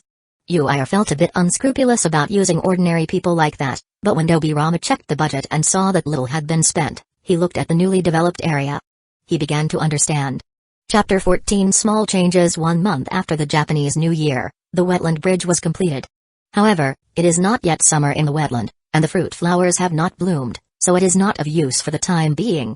In the 2nd month of the 16th year of Hidden Leaf Village, the southern part of Hidden Leaf Village was bulldozed and reorganized. After 3 months, the south part of the village became the cleanest and neatest street in Hidden Leaf Village. Senju Hashirama was walking along the road in the southern part of the village. His wooden clogs made a clicking sound as they hit the stones. It actually hurt his feet, but he didn't care. Looking with some amazement at the street lights on both sides of the road, the signs, and the shops on the first floor of the buildings.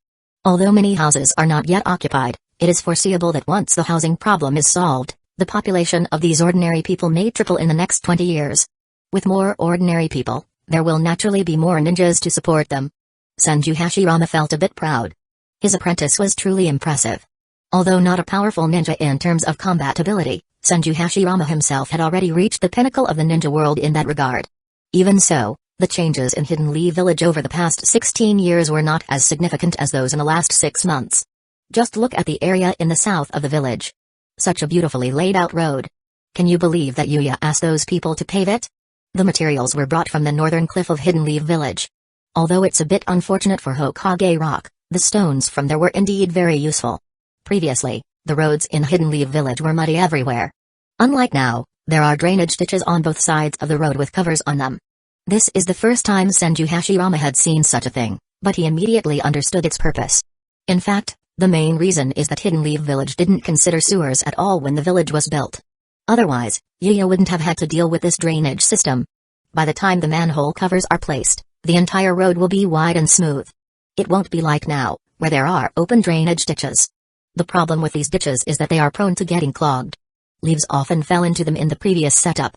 There are cigarettes in the Naruto world, and there are definitely cigarette butts, as well as leaves, shuriken, kunai, and other things that might fall into them. It's a pity there's no proper sewer system, otherwise someone could have put in a heavy manhole cover weighing tens of kilograms. With this drainage channel in place, who knows if someone in the future will tamper with it. Anyway, I'm getting sidetracked. Senju Hashirama saw the changes in the southern village. Thankfully, he didn't drive Yuya out of Hidden Leaf Village due to suspicion earlier but gave him a chance to prove himself. Looking at it now, isn't this amazing? What made Hashirama feel even more conflicted was that people in other areas were unhappy with the changes in the southern part of the village. Those in the south were just ordinary people. Ordinary people enjoying such good housing and roads, while we noble ninjas still have to walk on muddy streets. Can this be tolerated? With a wave of my hand, I, too, have learned the so-called economy. Just watch, I'll complete this transformation in record time. Then, construction began in 3 places at once, and within a week, the renovations were completed. When Senju Dobirama reviewed the accounts and saw that 25 million ryo had disappeared, he fainted from anger. Yuya was speechless. When copying someone else's work, shouldn't you at least check if the conditions are the same? The ninja families had been motivated, but weren't they just a bunch of tools at this point? If Yuya had handled everything himself, those families might have ended up rich, but the warehouses of Hidden Leaf Village would have been full. By then, these families wouldn't even realize the difference between money and supplies. They might think they had made a huge profit. Unfortunately, that can't be done right now. But it's fine. Yuya feels the benefits given to them now are not without use. It can numb the nerves of these families, and next time something similar happens, they won't be suspicious. The current situation in Hidden Leaf Village is that various ninja families control all the power structures of Hidden Leaf Village. However, this is also a common issue in various countries. Only ninjas are qualified to hold power. This isn't a hidden rule, as it's plainly stated. Yuya doesn't think there's anything wrong with this rule. Ninjas do risk their lives to protect the village and fight, so it makes sense for them to have corresponding authority. But perhaps because of this, most of the leadership focuses all their attention on ninjas. They don't care much about ordinary people. In fact, ordinary people can also create value. And there are far more ordinary people than ninjas. If they are asked to serve ninjas, the vast majority of ordinary people will be left out. And those who are not valued might spend their entire lives just tending to rice fields. This can be a devastating blow to an ordinary person's enthusiasm for life. In the early days, they might have been satisfied with a relatively peaceful environment due to the end of wars, but after things stabilize and they face a monotonous life ahead, they won't necessarily rebel, but their enthusiasm will surely diminish. That's why Yuya still has a second step in his development plan. That involves building factories. It doesn't require high-end technology. It can be a clothing and textile factory, a food processing plant, or even various high-tech factories. When Naruto becomes Hokage decades from now, he'll be able to turn Hidden Leaf Village into a technological metropolis using the ninja world's technology. There's no reason such technology doesn't exist at this point. However, research projects consume money like water. Even if Yuya wanted to push this forward now, Senju Dobirama would definitely disagree. The initial investment would require at least 1 billion ryo, according to Yuya's rough estimate. Senju Dobirama's head starts spinning whenever Yuya casually mentions such figures. Senju Dobirama now understands that Yuya seems to have no concept of money. Throwing out numbers as big as 1 billion ryo like it's nothing. That's the total tax revenue of Hidden Leaf Village for several years. Well, it's clear that without development, the village's economy will remain stagnant. Senju Hashirama's health has been improving lately, but Uzumaki Maido's smile has been fading. Yuya once asked Hashirama in private if there was any way to delay his death. Hashirama coolly told Yuya that there was a way, but he didn't want to take it. The method was simple: find someone to fight, like he did with Madara Uchiha before, and get himself injured, preferably seriously. In this way, the cells in his body, which are constantly devouring others, would have new targets. Their survival instinct would drive them to the wound to devour old, damaged cells and foreign cells. This might prolong his life by a few years. But Hashirama didn't intend to do that. The ninja world had finally achieved peace. If he went around picking fights now, that peace would surely be destroyed in an instant. Hashirama had spent his whole life wanting to end the chaotic, war-ridden world. He succeeded, so even if it meant his own death, he couldn't destroy what he had worked so hard to achieve with his own hands. Yuya could only remain speechless at that. Chapter 15. You will be the third Hokage. Later, Yuya opened a textile factory and a canning factory. Senju Hashirama was very satisfied with this and equally pleased with Yuya's performance. The only thing he wasn't happy about was that the boy wouldn't get moving without a bit of a push, like a whip. Why didn't you tell me sooner if you had the ability? Senju Hashirama thought, frustrated. Hashirama felt that if Yuya had shown this ability to improve the village a few years earlier, Hidden Leaf Village would be in a much better place by now. As for why Yuya hadn't done this sooner, the reason was simple: he didn't want to be seen as a monster. A few years ago, at the age of 6, Yuya didn't want to stand out too much. He thought if he performed too well, he might be dragged into endless research projects. However, in this world, being 6 years old was hardly an excuse. After all, kids went to the battlefield at that age. Fugaku Uchiha would definitely give this a thumbs up. Even so, Yuya felt that outperforming others could still lead to unwanted attention. Besides, what was the point of showing off if there was no immediate benefit for him? What benefit could a 6-year-old expect from Senju Hashirama? Additionally, these two ventures, a textile factory and a canning factory, were things that Hidden Leaf Village would have developed eventually, with or without Yuya's involvement. Hidden Leaf Village essentially functioned as the capital of an independent, small kingdom in the anime's official lore. The relationship between Hidden Leaf Village and the Land of Fire wasn't a superior-subordinate dynamic but more of a partnership. That's why the Land of Fire could only recommend, but not decide, who would be Hokage. Hidden Leaf Village had the strength and potential to become a self-sustaining political and economic power. But over time, large subsidies from the Land of Fire distracted the village from further development, which is why no Hokage since Hashirama seriously pursued Hidden Leaf Village's growth in that direction. Senju Hashirama and Tobirama grew up in a chaotic time of war. They were constantly in battle, big or small, and fighting with the Uchiha clan whenever they could. They didn't have time or energy to focus on development. For them, it was more about perfecting ninjutsu, which is why Tobirama became known for his vast arsenal of jutsu. Hashirama's goal was to end the chaotic war era, but he didn't have a detailed plan for future development. His faith lay in the wisdom of future generations, trusting them to carry Hidden Leaf Village forward. Thus, from the first year of Hidden Leaf Village until decades later when Naruto took power, Hidden Leaf Village's development, and that of the entire Naruto world, focused primarily on military strength. This wasn't entirely wrong, as military power was crucial for survival, but sometimes force and development didn't have to be at odds. In fact, economic development can often fuel military strength. While Yuya could transform Hidden Leaf Village's infrastructure within 6 months, he couldn't turn the village into a thriving superpower overnight. That would take time. A few months later, on what seemed like an ordinary day for most of Hidden Leaf Village, Senju Hashirama called Senju Tobirama, Uzumaki Maido, and Yuya into his room. Hashirama's face was flushed with color, but his body radiated an extremely dangerous aura. His chakra was overflowing. Even the small amounts that leaked out were enough to make Yuya's heart tremble. The strength of the god of shinobi was truly unimaginable. As you can see, I can no longer control the chakra in my body. To prevent chaos after my death, we need to go somewhere else. Hashirama said.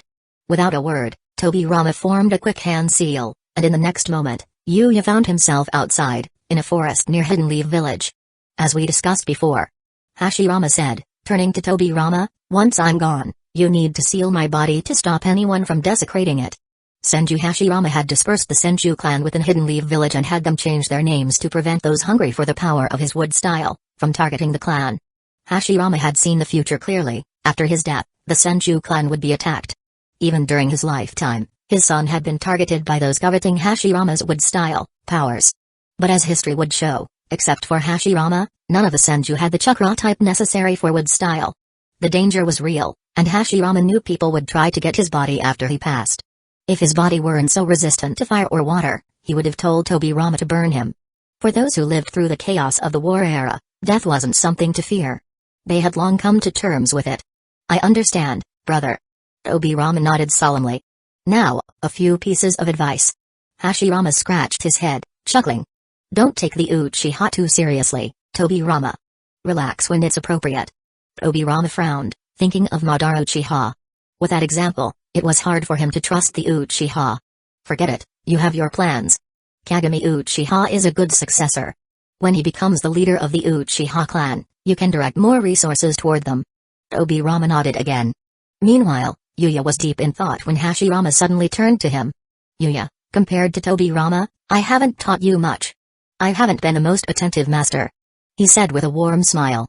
Yuya was silent for a moment, then replied, Master. No matter what, I will never forget the life-saving grace you gave me. Hashirama looked at Yuya and said softly, after Tobirama, how would you like to become the third Hokage? Yuya's eyes widened, and he stared at Hashirama in shock. Master. Are you serious? Hashirama smiled and turned to Tobirama.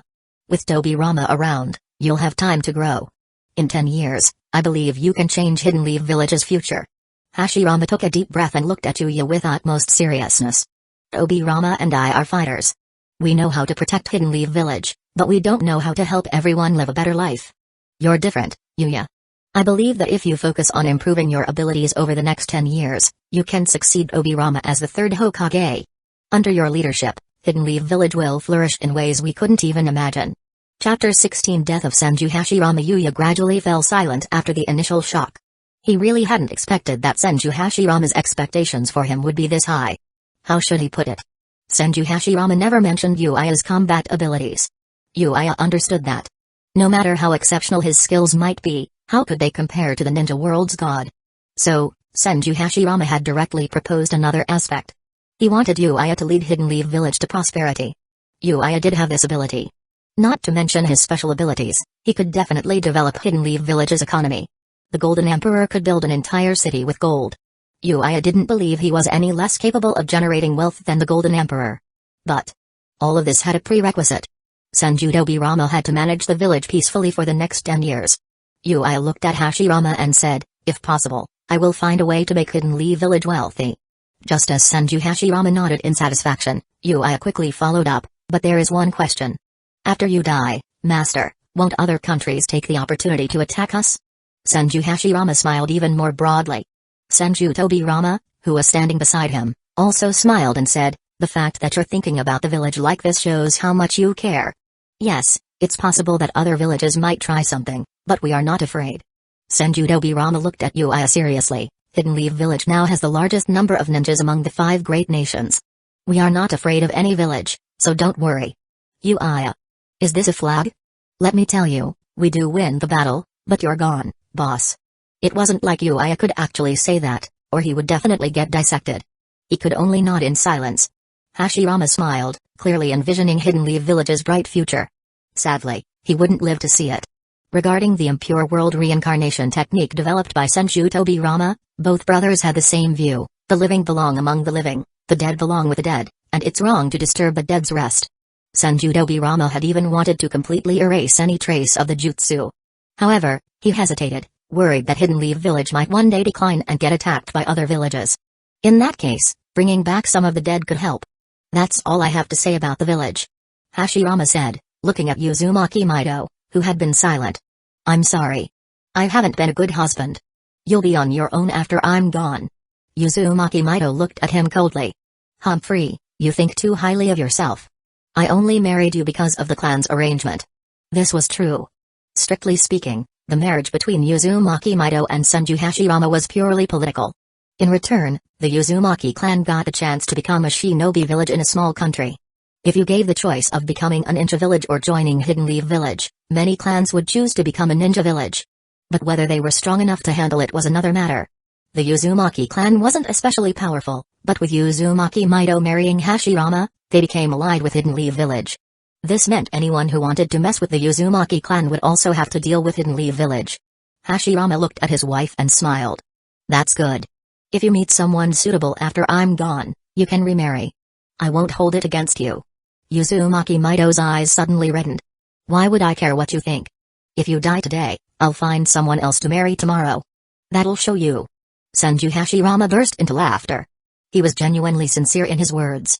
But he had forgotten that the person he was talking to was Uzumaki Maido, a powerful kunoichi in her own right. Who else could she possibly want after him? In the original story, Uzumaki Maido lived the rest of her life alone. Senju Hashirama turned to Obirama. "Take care of Tsunade." Obirama nodded. That little girl Tsunade had a mother, but no father, which is why Hashirama made this request. Hashirama then looked at Yuya. "That child likes you a lot. If possible, when you're older, marry her, ha ha ha." Yuya's face darkened, but Uzumaki Maido started rolling up her sleeves. "Don't worry about that. I'll make sure Yuya finds the right wife in the future." Hashirama laughed heartily again. The 3 of them, 1 older and 2 younger, continued chatting. Every now and then, the sound of laughter echoed. Obirama even used the Flying Thunder God technique to get some food and drinks, but Yuya noticed that his eyes were a little moist. After eating and drinking, Senju Hashirama asked the others to leave. He didn't want them to see his final moments. However, none of them were willing to go. Seeing no other choice, Senju Hashirama continued to wait for his end. Later, Senju Hashirama asked Yuya if he had any plans for Hidden Leaf Village. If Yuya became Hokage in 10 years, how would he make Hidden Leaf Village stronger? Yuya was silent for a moment, then delivered a detailed response. The ninja system needed reform. Ninjas should be treated as a separate military line. They could have ranks and units, but they shouldn't compete with ordinary people in business or politics. If they wanted to make money, they should leave the ninja corps and focus on business. The economic model also needed to change.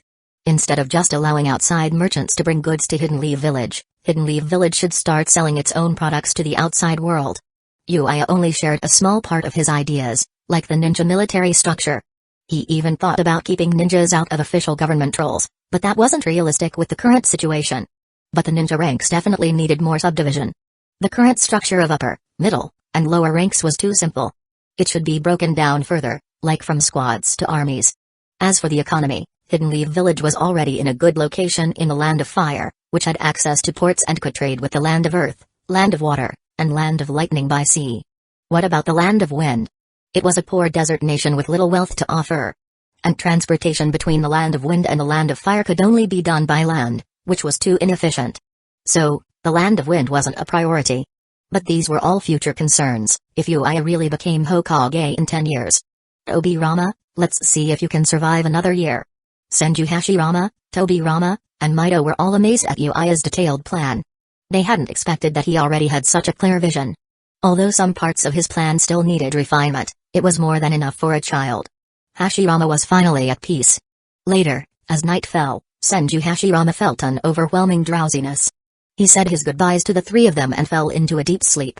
Uzumaki Maido couldn't hold back her tears any longer, and Yuya turned away, unable to watch. No matter what, if Senju Hashirama hadn't saved him back then, Yuya would have starved to death. This life-saving kindness, Yuya would never forget. As for Senju Tobirama, he poured the remaining wine onto Hashirama's body. Then, after forming a few hand seals, Senju Hashirama's body sank into the earth. On an evening in the 16th year of Hidden Leaf Village, Senju Hashirama entered his eternal rest. That night, the woods outside Hidden Leaf Village changed dramatically. Trees began to grow wildly, merging together to form massive trunks that took hundreds of people to embrace. These towering trees formed a natural wonder that stretched for miles. Senju Tobirama, as the newly appointed second Hokage, declared the area a forbidden zone and gave it a name, the Forest of Death. Yes, it was the same Forest of Death where the Chunin exams would be held in the future. Chapter 17 Hidden Leaf Village Steel United Chamber of Commerce Senju Hashirama's death had little impact on Hidden Leaf Village. This is mainly because Senju Tobirama had not yet been officially announced as his successor.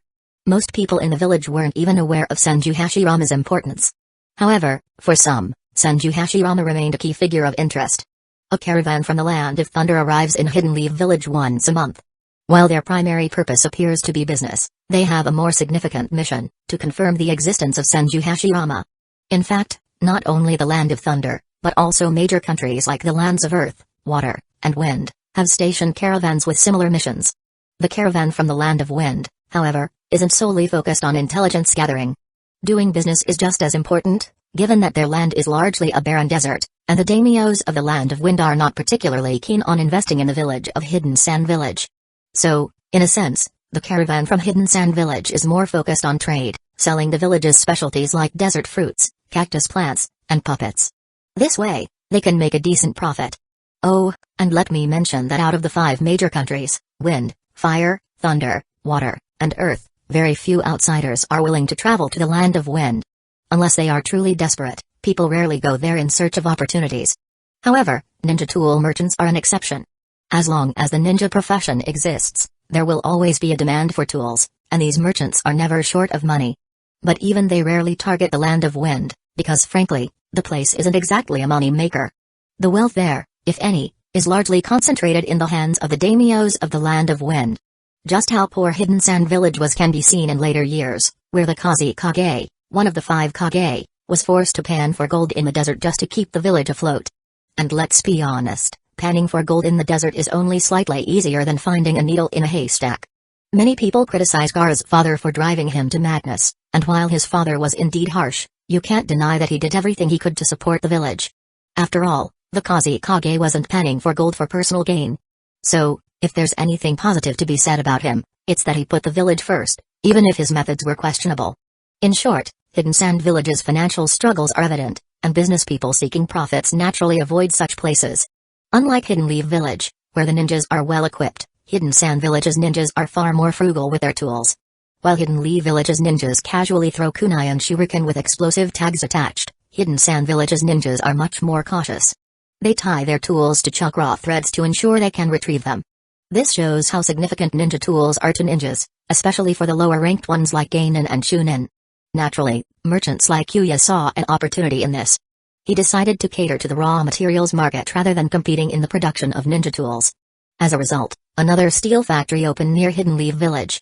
Previously, families like Tentans would have to source iron from distant lands, refine it themselves, and then craft tools.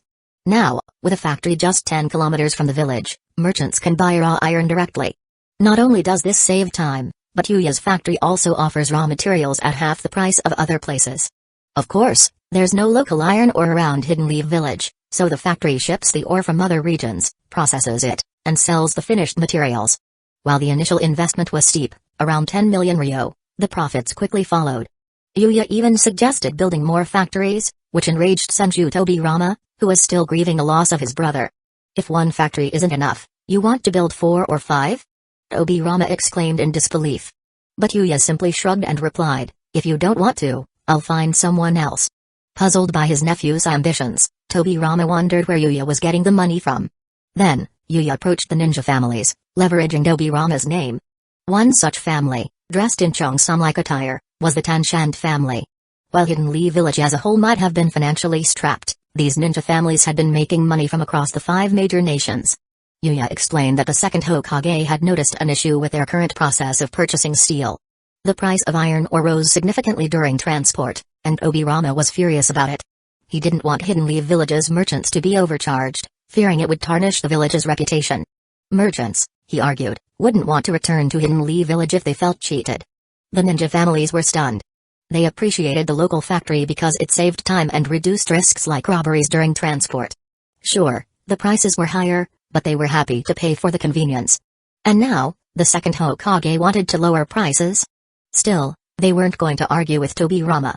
It was clear he didn't understand how much they valued the time saved, but they were happy that he seemed to care about their interests.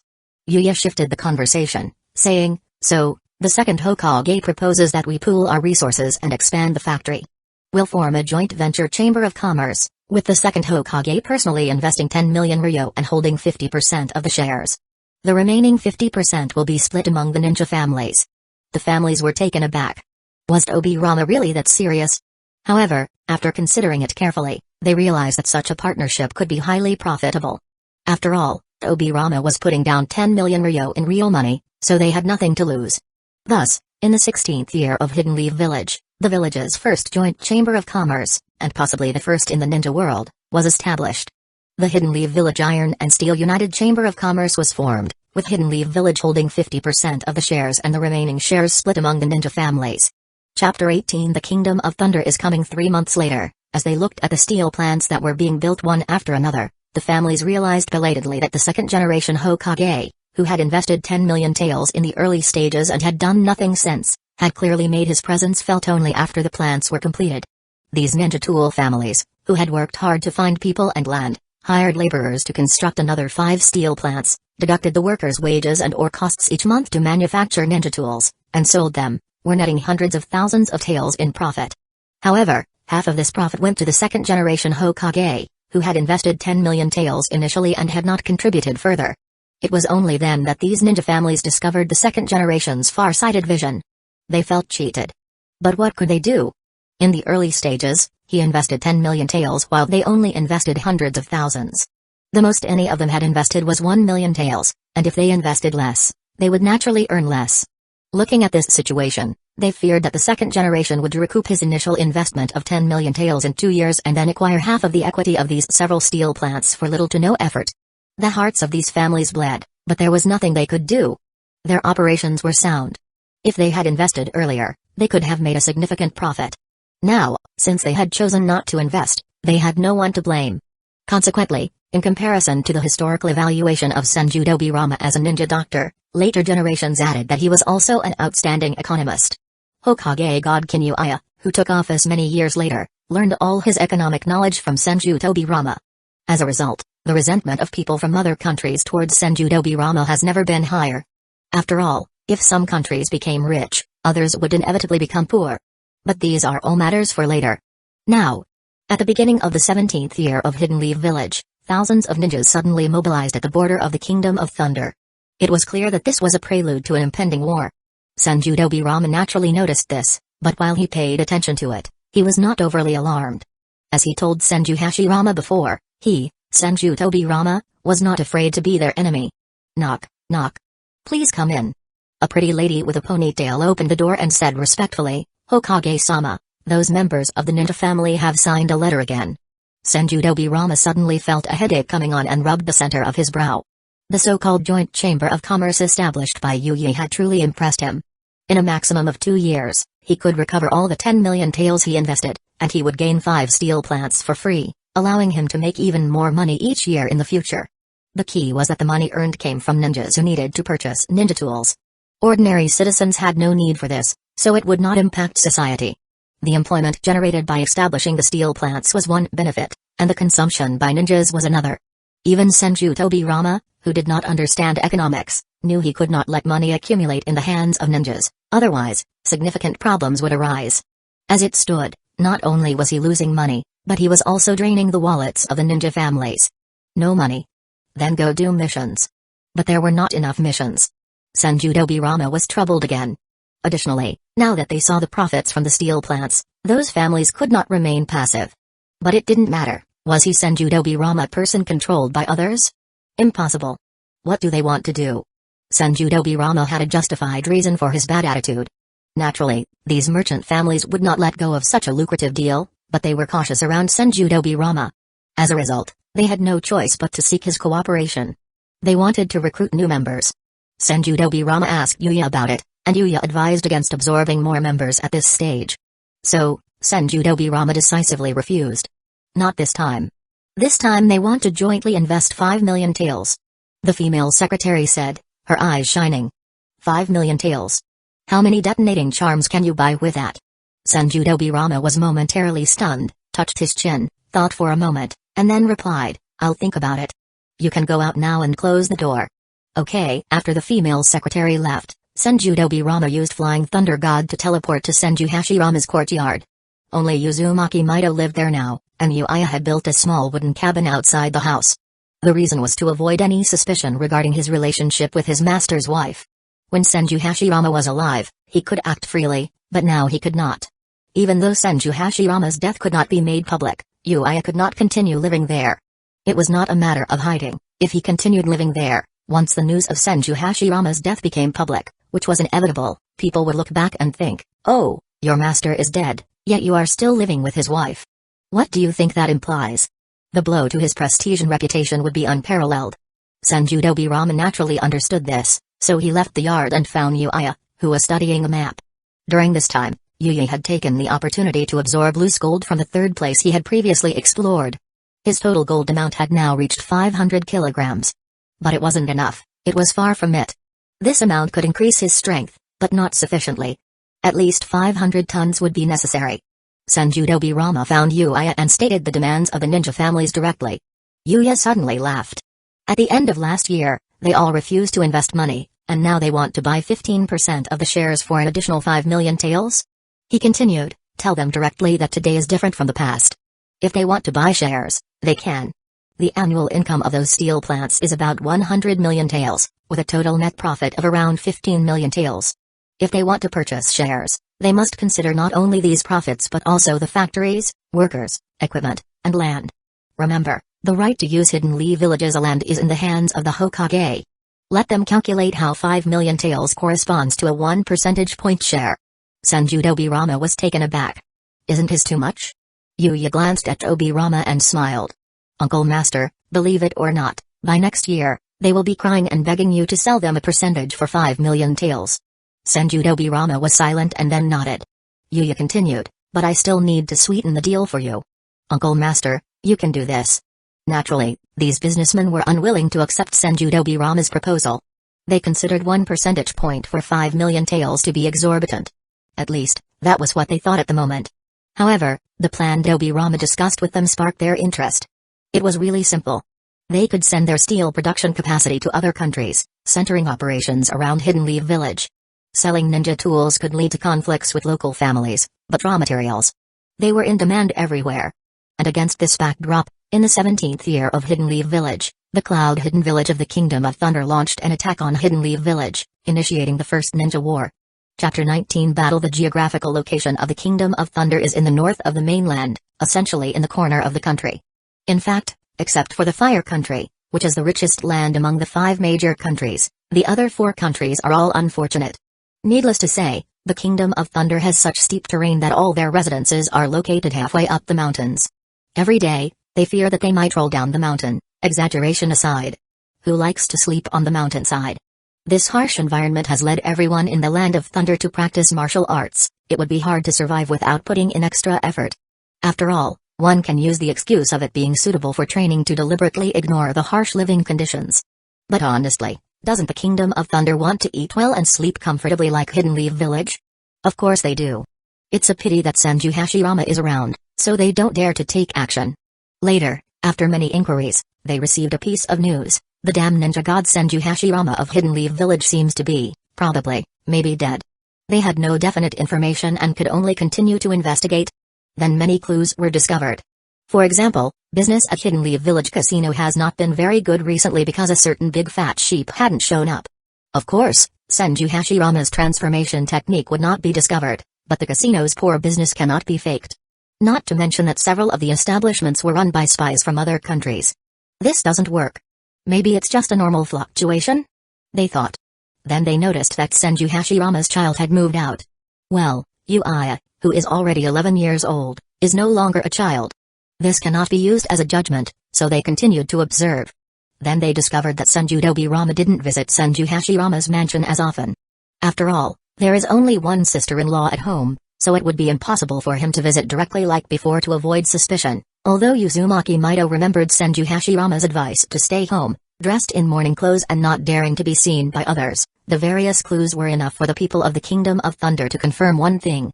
Even if Senju Hashirama is not dead, something is definitely wrong. If that's the case, then why not give it a try? After all, they had enough of that damn place in the Kingdom of Thunder. If they didn't want to conquer it, they could just take it. Therefore, during the period that had just ended in the spring of the 17th year of Hidden Leaf Village, the Kingdom of Thunder launched an attack on Hidden Leaf Village. 1 month later, hey, are there really enemies coming here? Hinata Kazuko, who is about the same age as Yuya, glanced at Yuya and said dissatisfiedly. Yuya looked at the map in front of him and shook his head. This is the rear area. Although the Kingdom of Thunder has declared war, we can't just focus on defense. The place they were in was situated between a cliff in the northern part of the Country of Fire. The only way to travel here was via an iron chain wooden bridge. The mission of their first squad was very simple. If someone retreating from the front line of Hidden Leaf Village and Hidden Clouds Village's battlefield was one of their own, they wouldn't have to worry. But if it was someone from Hidden Clouds Village, they were to blow up the iron rope. The detonating talisman had already been posted on the only bridge. Uchiha glanced at Hinata Kazuko, smiled slightly, and said with disdain, "Don't you have Byakugan? Use your Byakugan to see." In the competition between Uchiha and the Hyuga clan felt suppressed due to the existence of Madara Uchiha. However, Madara Uchiha was squeezed out by the Uchiha clan and made a big deal out of it, leading the Hyuga clan to feel confident again. It's impossible for you guys to produce another Madara Uchiha. Of course, adults still smile when they meet each other, but when it comes to children, the education is that no one can lose to the other. Children of this age are sure to go astray if they are taught this way just as their thoughts are forming. Of course, if you take your son to the battlefield when he is 4 years old, then you should take my words as nonsense. Fugaku Uchiha, stop teasing, stop teasing. Yuya turned a deaf ear to the argument between the two kids. At that moment, a big sister wearing a tight ninja net suit, a leather jacket, and a ponytail came over. "How are you, Yuya? After watching for so long, are you still worried about the front line?" This beautiful older sister was Senju Dobirama's secretary. Because he valued Yuya and had to go to the battlefield, Senju Dobirama asked his most trusted person to lead Yuya's team. Moreover, for the sake of safety, Yuya's team was specially assigned to take charge of some very simple tasks. For example, the task of watching the bridge may seem important, but in reality, it is not that critical. However, if Hidden Leaf Village on the front line was defeated, it would be a great achievement for them to block the enemy's attack here. Senju Dobirama was really clever. Only. Yuya sighed and nodded. "I'm not worried about those guys from Hidden Clouds Village, I'm more concerned about the people from the Kingdom of Water." The secretary's sister was startled. The Kingdom of Water? Aren't they allies with us? Yuya was speechless. How could Uncle Tobirama's secretary be so naive? Can allies be trusted these days? There are too many instances of betrayals from allies. At this moment, Yuya heard noise coming from the other side of the bridge. A group of Hidden Leaf Village ninjas came galloping toward them from the other side. Yuya saw clearly that these Hidden Leaf Village ninjas moved quickly. The important point was that with every step they took, they left a deep pit in the ground. Yuya's pupils suddenly shrank. He stood up immediately, holding a kunai in his hand, and pointed it at the 5 Hidden Leaf Village ninjas who had already run up the iron rope from the other side. Stop. Stop now. If you don't stop, I will activate the detonating charm. The length of the iron cable was only over 100 meters, and Yuya could tell something was wrong with just a normal glance. The secretary also frowned and stood in front of Yuya. Stop. Give the signal. Otherwise, we will take action. The 5 figures showed no intention of stopping.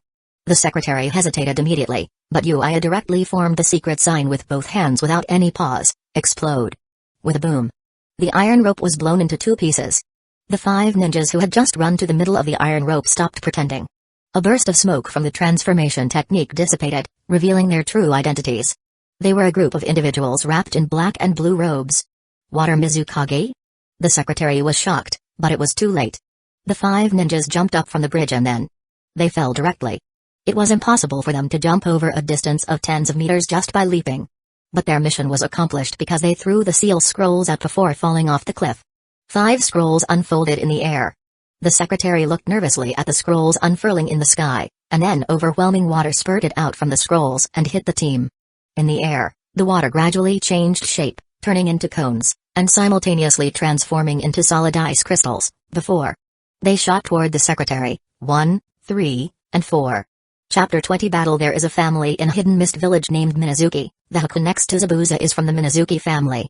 This family has a blood inheritance boundary called Ice Style. And now, the one who came to attack their team was the team of the Minazuki family from Hidden Mist Village. Of course, only the leader has the ability to escape from ice.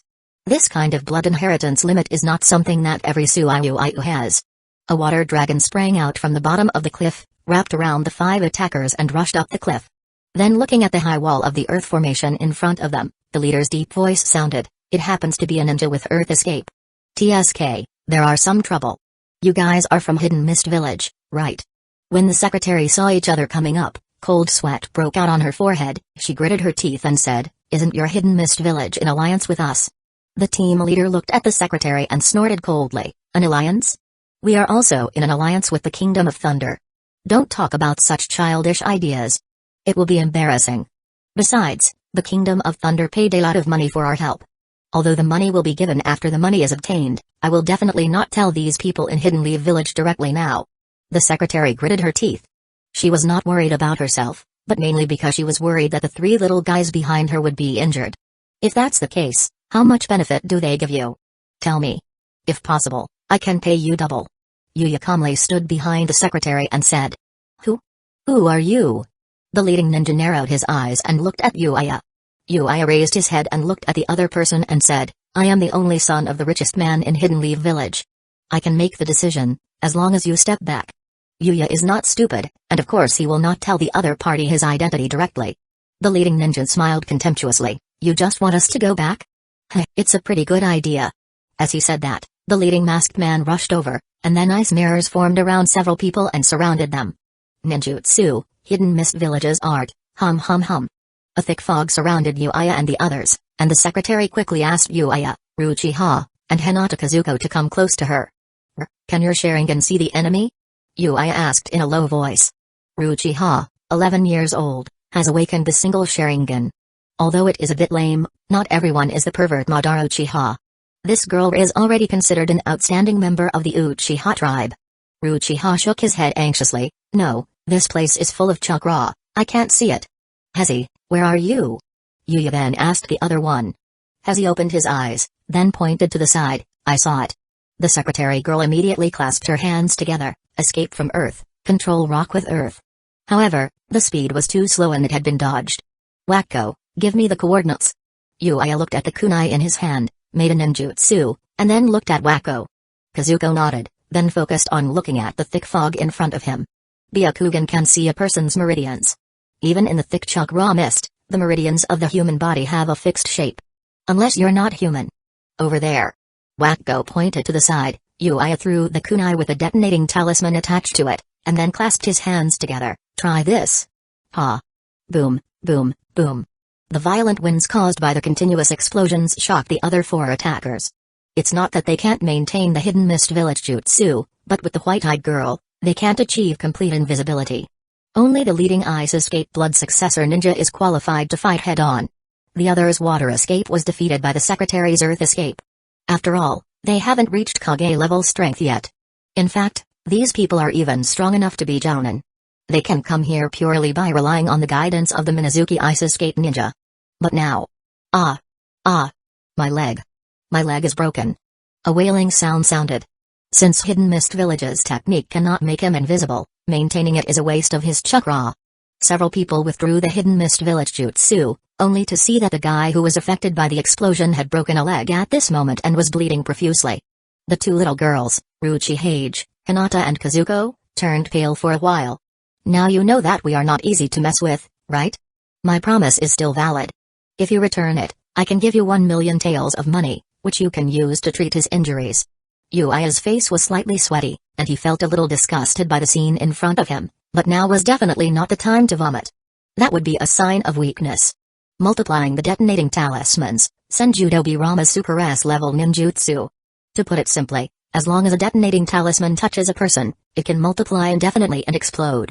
But this infinite is a false proposition, because human chakra is not infinite, so this skill cannot reproduce infinitely.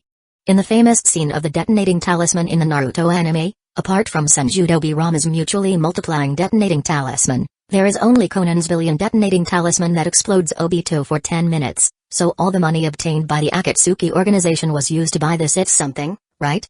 It can be regarded as the highlight moment of detonating talisman.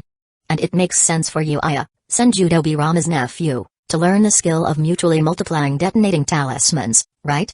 However, due to his age, he doesn't have much chakra, so he can only produce more than 100 chakras by using detonating talismans. In order to control the amount of chakra, Yuya cannot directly use up one skill. But looking back now, maybe it would have been better to directly increase the chakra output just now, or it might have been better to kill this fog ninja directly. You brat. The other party was obviously not willing to accept Yuya's conditions, so he dodged and rushed into the ice mirror nearby. A gust of cold wind blew by, and Yuya and the others suddenly found the ground beneath their feet. Ice cubes formed. Oops. The secretary was shocked, but it was already too late. The ice surface rose directly, and 4 identical figures sprang out from it. Be careful. The secretary could only block one. The 3 children on Yuya's side faced 3 clones and were about to be pierced by the ice blades in the hands of the 3 clones. Yuya opened his hands and used the liquid gold directly. It surged out from Yuya's arm and enveloped Yuya, Uchiha, and Hinata Kazuko.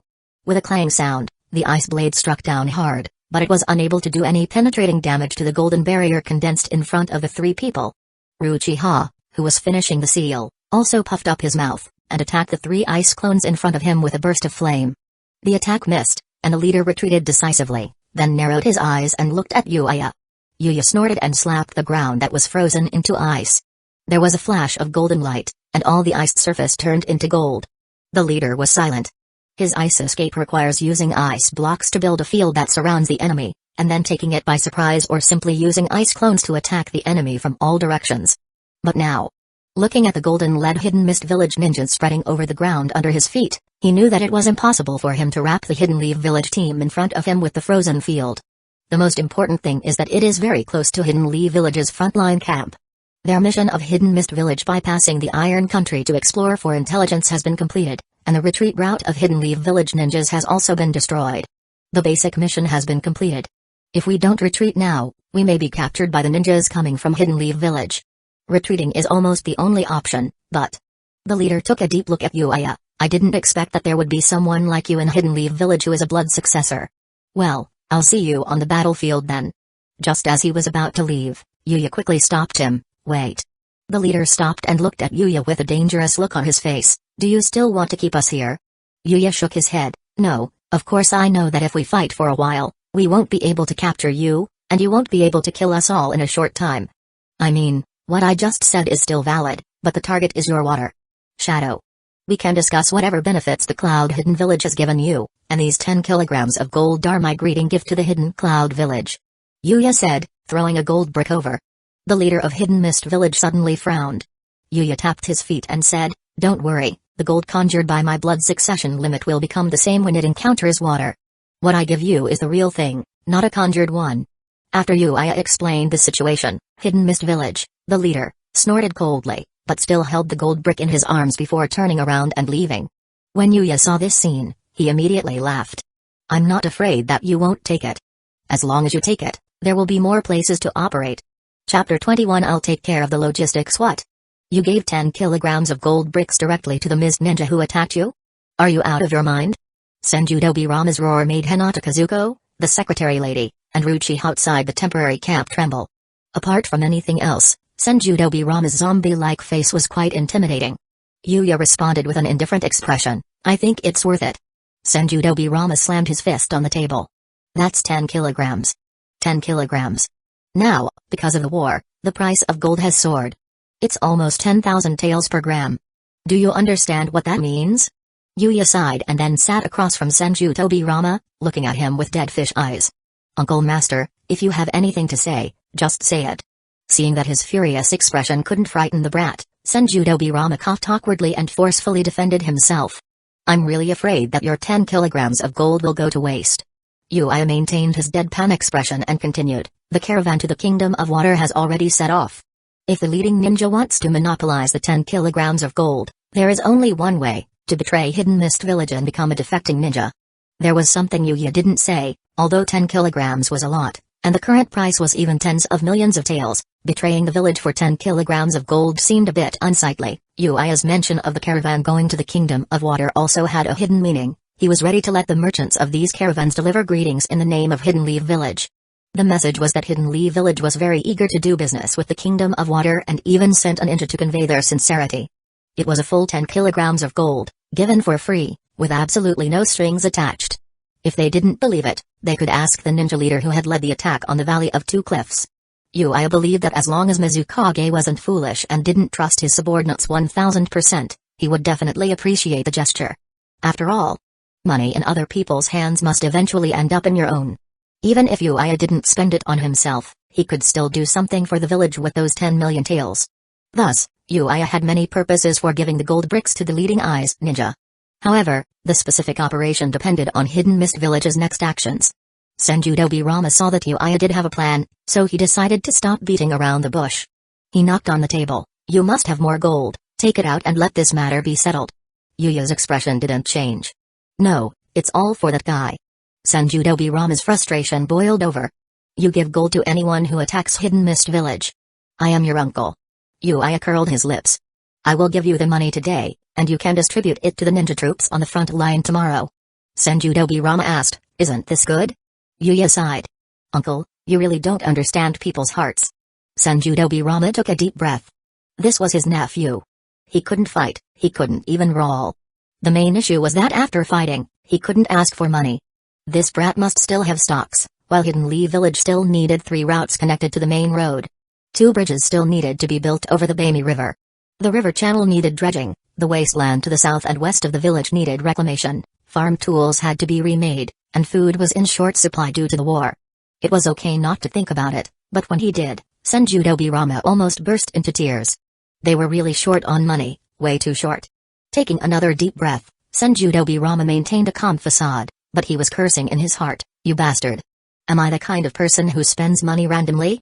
You're so generous to others, but so stingy to me, right? This Hokage really couldn't last today." Although he was cursing inwardly, on the surface, Senju Dobirama said calmly, "Since you are so capable, you can handle the follow-up supplies."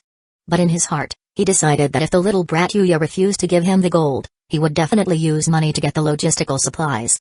This way, he would have one less thing to worry about. Yuya didn't hesitate and nodded in agreement. To be honest, Yuya was also scared this time. The place assigned to him by Senju Dobirama was far from the front lines. Logically speaking, no one should be able to attack him there. But the 6th person from Hidden Mist Village actually wanted to come over and attack without even saying hello. Yuya was sure that it wasn't just their location that was attacked, other places must have been hit as well. He didn't know the casualties. But no matter how many people died, Hidden Mist Village and Hidden Leaf Village were determined not to fight if they could avoid it. Although Hidden Leaf Village had the largest number of ninjas, it didn't mean they had to engage in a full-scale war with several other ninja villages. The Valley of Two Cliffs was not a safe place, so Yuya felt that the safest spot at this stage should be Hidden Leaf Village. After all, if a small team of ninjas could come to Hidden Leaf Village to cause trouble, there was only one possibility: the front line had completely collapsed. Well, although Senju Dobirama was not very bright and lacked political sensitivity, he was still talented in military matters. After all, the ninja world was forged in wars when there were still 5 major nations. Even so, it was impossible to account for all the details. Just like this time. There is one thing to say: if Yuya admitted that he was Senju Hashirama's disciple, then, to prevent the emergence of another ninja god in the ninja world, it would not be impossible to do whatever it took to counter him. After all, Senju Hashirama alone had suppressed the ambitions of these countries for 17 years. For 17 years, they had sharpened their knives daily, eager to kill the fat sheep of Hidden Leaf Village, but they were just afraid of the person sitting atop the fat pig. Now that that person was dead, they must prevent the next Senju Hashirama from appearing. Fortunately, Yuya realized this and decisively stated that he was from the richest family in Hidden Leaf Village. There was nothing wrong with that, he was indeed the richest. But of course, the others wouldn't think so. Even so, Yuya was awakened by the almost sneak attack by Lao Yu. No, even if he was very close to the temporary base camp in the rear, there would still be danger. So Yuya decided to take over the logistics task. Then he resolved to open his eyes wide for Senju Dobirama. He was optimistic about Uncle Master. This was how supplies would be collected. So, in the late spring and early summer of Hidden Leaf Village's 17th year, in front of the Hokage's office building in Hidden Leaf Village, Yuya built a high platform, stood on it, and used a sound amplification ninja technique to address the residents of Hidden Leaf Village. This speech truly brought him into the sight of everyone in Hidden Leaf Village. Of course, Yuya did not call himself Senju Hashirama's apprentice. In fact, it was not until the day Yuya became Hokage that the people of Hidden Leaf Village knew that the god Yuya, who had led them to prosperity, was the disciple of Senju Hashirama. Everything began with today's speech. Chapter 22 Recruitment. Hello, fellow villagers of Hidden Leaf Village. My name is Shenkinua. As you can see, I am 11 years old and an ordinary ninja in Hidden Leaf Village. I just came down from the battlefield and retreated temporarily because I was attacked by Hidden Mist Village. But while I was in the medical tent, I thought, can I still help Hidden Leaf Village without my fighting ability? When Yuya said this, he raised his hand and clenched his fist. I thought of it. I can do it. Everyone in Hidden Leaf Village. I came here today because I took the initiative to propose to Hokage-sama that I want to contribute to everyone fighting on the front line. So I hope that everyone can sell me some food or give us some unwanted clothes. As Yuya spoke, he opened a box behind him. Inside were various books, pots and pans, and a few scattered pearl necklaces and pieces of jewelry. This is all my belongings. When we were on the front line, due to a lack of supplies, we had to peel the bark off some fruit trees and boil it in hot water to satisfy our hunger. No one wants to know what that tastes like. Here are all the valuable things in my house. I want to exchange them for food and ask for some unwanted clothes from everyone, which I will then send to the front line to give to my comrades who are still fighting. Yuya's loud voice attracted a lot of people's attention. After hearing what Yuya said, they looked at the value of the things behind him. In the current situation, they could only be exchanged for a few bags of grain. If they were truly valuable, it might only be those few books. It's a pity that people nowadays have already tried their best to live, so there is no time to learn calligraphy. A middle-aged man asked hesitantly, so, the Hidden Mist Village in the Kingdom of Water also launched an attack on us? Yuya nodded and then exposed his arm, which had a cut on it. It was almost healed to the point where the scar was no longer visible. Yes, they sent 50 elite teams from Hidden Mist Village to attack Lord Hokage's command post. Although Lord Hokage repelled the enemy, we suffered heavy casualties. More than 1,000 ninjas have died. Hearing this, the middle-aged man's expression suddenly changed. He said in a low voice, "No, I have to escape. I must get to the Kingdom of Wind, which is the safest place." The middle-aged man kept mumbling repeatedly. At this moment, an old woman slammed her crutch on the ground, shameless. The old woman walked out with red eyes. "Where's there any safe place? You were born late and haven't suffered much." "Old lady, I am over 50 years old this year. I watched Hidden Leaf Village with the first generation Hokage, Hashirama-sama, as the village was built from scratch. If you haven't experienced that era, you don't understand. At that time, a person's life was like a piece of grass. No one regarded you as a human being. Everyone lived day by day. For a mouthful of rice, you would be crazy enough to kill whole families. The Kingdom of Water came over, so we go to the Kingdom of Wind. What if the Kingdom of Wind also comes over and starts a war? Shall we continue to escape? Old lady, I spent the first half of my life desperately trying to escape. The first Hokage, Hashirama-sama, gave me a home and a village where I could settle down. I don't want to run away anymore. Even if it costs me everything, I still want to support the ninjas on the front line. As she spoke, the old woman took rolled-up bills from her pocket. The onlookers were silent as they watched.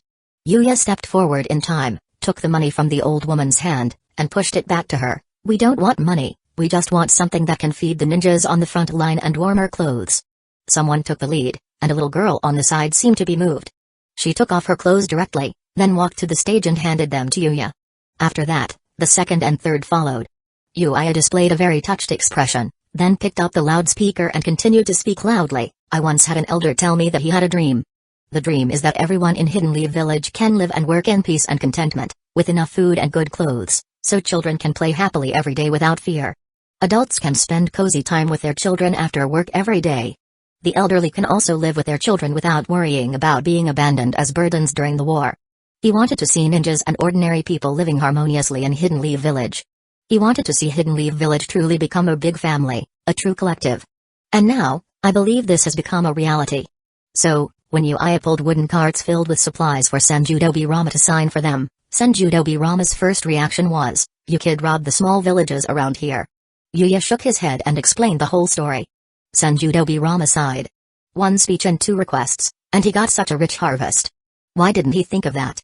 Yuya replied, "Many people wanted to send all their money and supplies, but I refused and kept half of them. Otherwise, we could have had more supplies." Not bad, quite a bit. Senju-Dobirama said, very satisfied. How has this happened before? In fact, there are two prerequisites for what Yuya is doing. First, the people in Hidden Leaf Village have a basic concept of Hidden Leaf Village and identify with Hidden Leaf Village as a whole. They are not family-oriented, as they were during previous wars. Senju Hashirama spent his whole life doing this, so there is nothing to worry about. Don't care if it's because of Senju Hashirama's force, just say that Hidden Leaf Village hasn't been built yet. Second, someone needs to take the lead. Just because the villagers agree that Hidden Leaf Village is a whole and are willing to donate generously does not mean everyone is selfless. People are selfish. Who would be willing to keep giving without getting anything in return? If they had donated all their belongings this time, Hidden Leaf Village still would not have won this battle. What about a war? Isn't that a loss of money? Therefore, Yuya started a speech directly, confusing people, saying that if Hidden Leaf Village loses this time, they would still be troubled by wars when they go to other villages. In fact, this is nonsense. Whether it is the ninja family with each family as the standard during the war or the ninja world represented by one country and one village now, although ordinary people may not be regarded as equal by the leaders of those ninja families and the country's famous names, they still welcome ordinary people to join their country. You can't expect ninjas to do farm work every day, right? So what Yuya is doing is actually changing the concept and bridging the information gap with one hand. It's shameless, but it's really effective. There's another problem. Yuya looked at Senju-Dobirama, who was sitting at his desk looking at battle reports from various places, and said calmly, "This time, I went very smoothly in collecting supplies from ordinary villagers, but as for the ninja families, the Uchiha clan and the Hyuga clan took the initiative to send me a cart of food and a cart of ninja tools, but..." Senju-Dobirama's originally happy mood suddenly disappeared with Yuya's words. "Nothing, just tell me what you have to say." Senju-Dobirama looked at Yuya calmly. Yuya didn't hesitate and spoke directly. However, the Sarutobi, Akimaki, Aburame, Inuzuka, and other ninja clans only sent people to greet us symbolically. The Sarutobi family sent 100 kilograms of food. What about the other families? They didn't even give anything. Chapter 23 Supplies and Letters. Regarding this recruitment, there is actually another reason why the Hidden Leaf villagers contributed more than the ninja families. Senju Hashirama had previously dispersed the Senju clan members among the ordinary villagers of Hidden Leaf Village. Although Senju Hashirama's original intention was to prevent the younger generation from coveting his wood style, which could make Senju clan members targets, these Senju clan members would naturally support this recruitment. The reason is that Senju-Dobirama is also a member of the Senju clan. He still sits in the position of Hokage and does not support any particular faction. For the same reason, in the comics, Tsunade was able to defeat Jiraiya and Orochimaru, well, Uncle Snake does not count, and become the 5th Hokage. This is because many Senju clan members are scattered among the villagers in Hidden Leaf Village. The villagers have little education and are easily instigated and coerced. When people around them say it would be great for Tsunoda Senju to be the 5th Hokage, they will naturally accept this idea without thinking about the deeper reasons. This is normal. In fact, whether they are ordinary villagers who have not received much education or living in an era where technology was advanced and everyone read books in Yuya's previous life, ordinary people are easily coerced. Yuya also employed this kind of coercion this time. However, those ninja families are different from ordinary villagers. The reason why they recognized Hidden Leaf Village was because of Senju Hashirama. Now that Senju Hashirama is dead, it remains to be seen whether Senju Dobirama can withstand attacks from other countries. Yuya knows what they are thinking. If they win, they will still be the ninja clan in Hidden Leaf Village. If they lose, they will claim, Hidden Leaf Village? What Hidden Leaf Village? We have always been the 20 family. Don't talk nonsense. I don't know Hidden Leaf Village. It's very realistic, but this is the normal state of the ninja families. More than 10 years ago, they fought in various wars and survived to this day. It has only been a dozen years, and those same people are still in power. Except for the Uchiha clan, which was conquered by Senju Hashirama and who hated the endless wars, following Senju Hashirama wholeheartedly in the early days, all the other clans had the same attitude toward Hidden Leaf Village. They watched him build tall buildings, hosted banquets, and gauged his ability to withstand future pressures. To be honest, some families now even feel that Hidden Leaf Village was established to divide their power, which is not as beneficial as it was during the previous wars. These people are typical power puppets. No matter how much pain the war will cause, the power in their hands must remain, regardless of Hokage. What is it? Senju Hashirama was very clear about this situation, and so was Senju Dobirama. The two even had the same solution. That is to target the next generation of each family. Why did Senju Dobirama teach Hiruzen Sarutobi in school while Koharu and the others were transferred to his dormitory? Do you really think students are chosen randomly? If you look at the positions of these people on the battlefield now, you will understand that Senju Dobirama is playing a long game.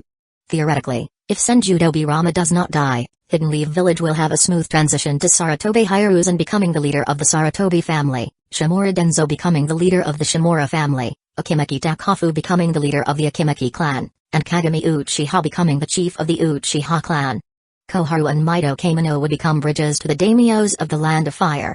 The great names of the Land of Fire and several big families in Hidden Leaf Village all stand with Senju Dobirama.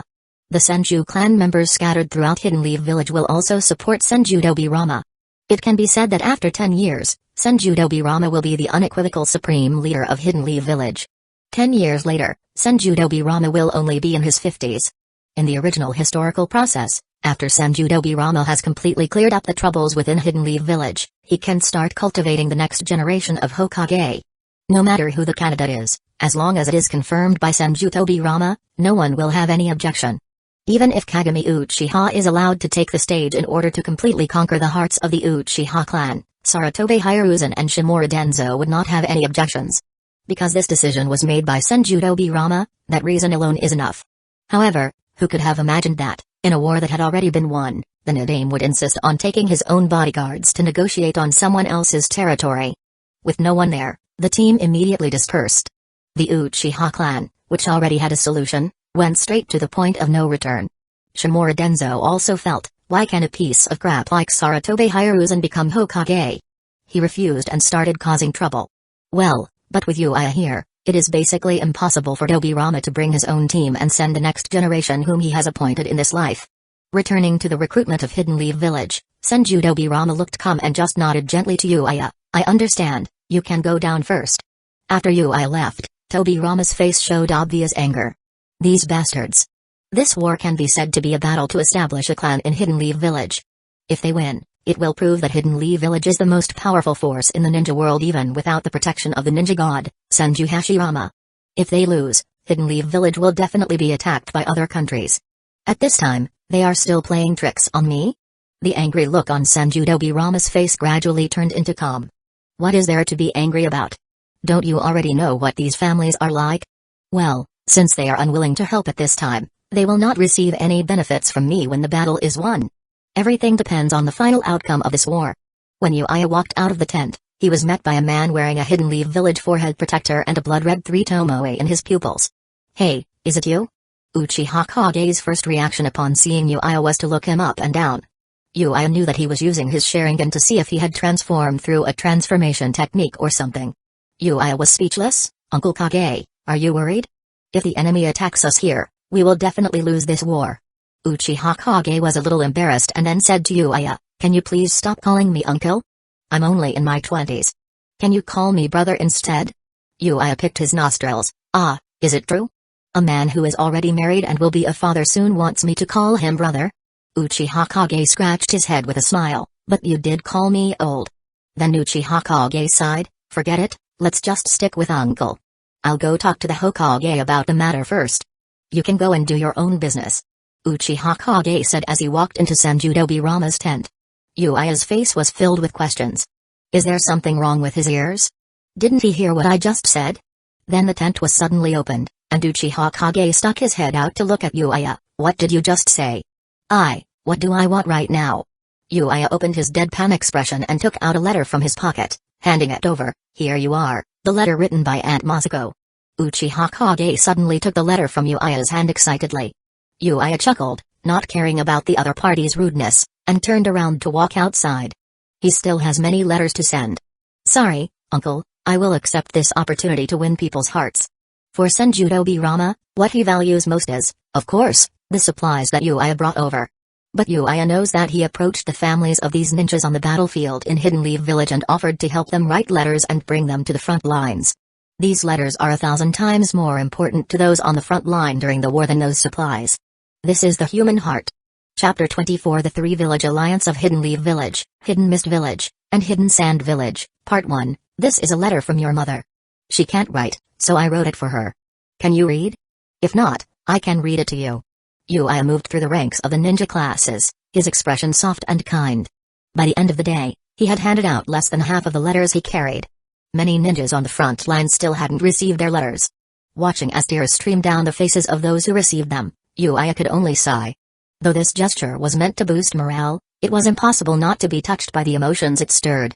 Of course, since the letters were collected from villagers, it was inevitable that some people would never receive theirs. Yuya remained silent about these unclaimed letters, knowing he would burn them in front of the fallen warriors' graves after the war. Over the next week, the morale of the Hidden Leaf Village Ninja Coalition surged. Illiterate ninjas were asking for help in reading letters from their families, and the name Yuya began to spread among them. The fact that Senju Hashirama had taken Yuya as an apprentice was not widely known. Only prominent families like the Sarutobi and Shimura clans were aware of it. Naturally, Sarutobi Hiruzen and Shimura Danzō, who harbored ill will toward Yuya, didn't spread the news, as they hoped Yuya would perish in the war. For now, however, they remained allies.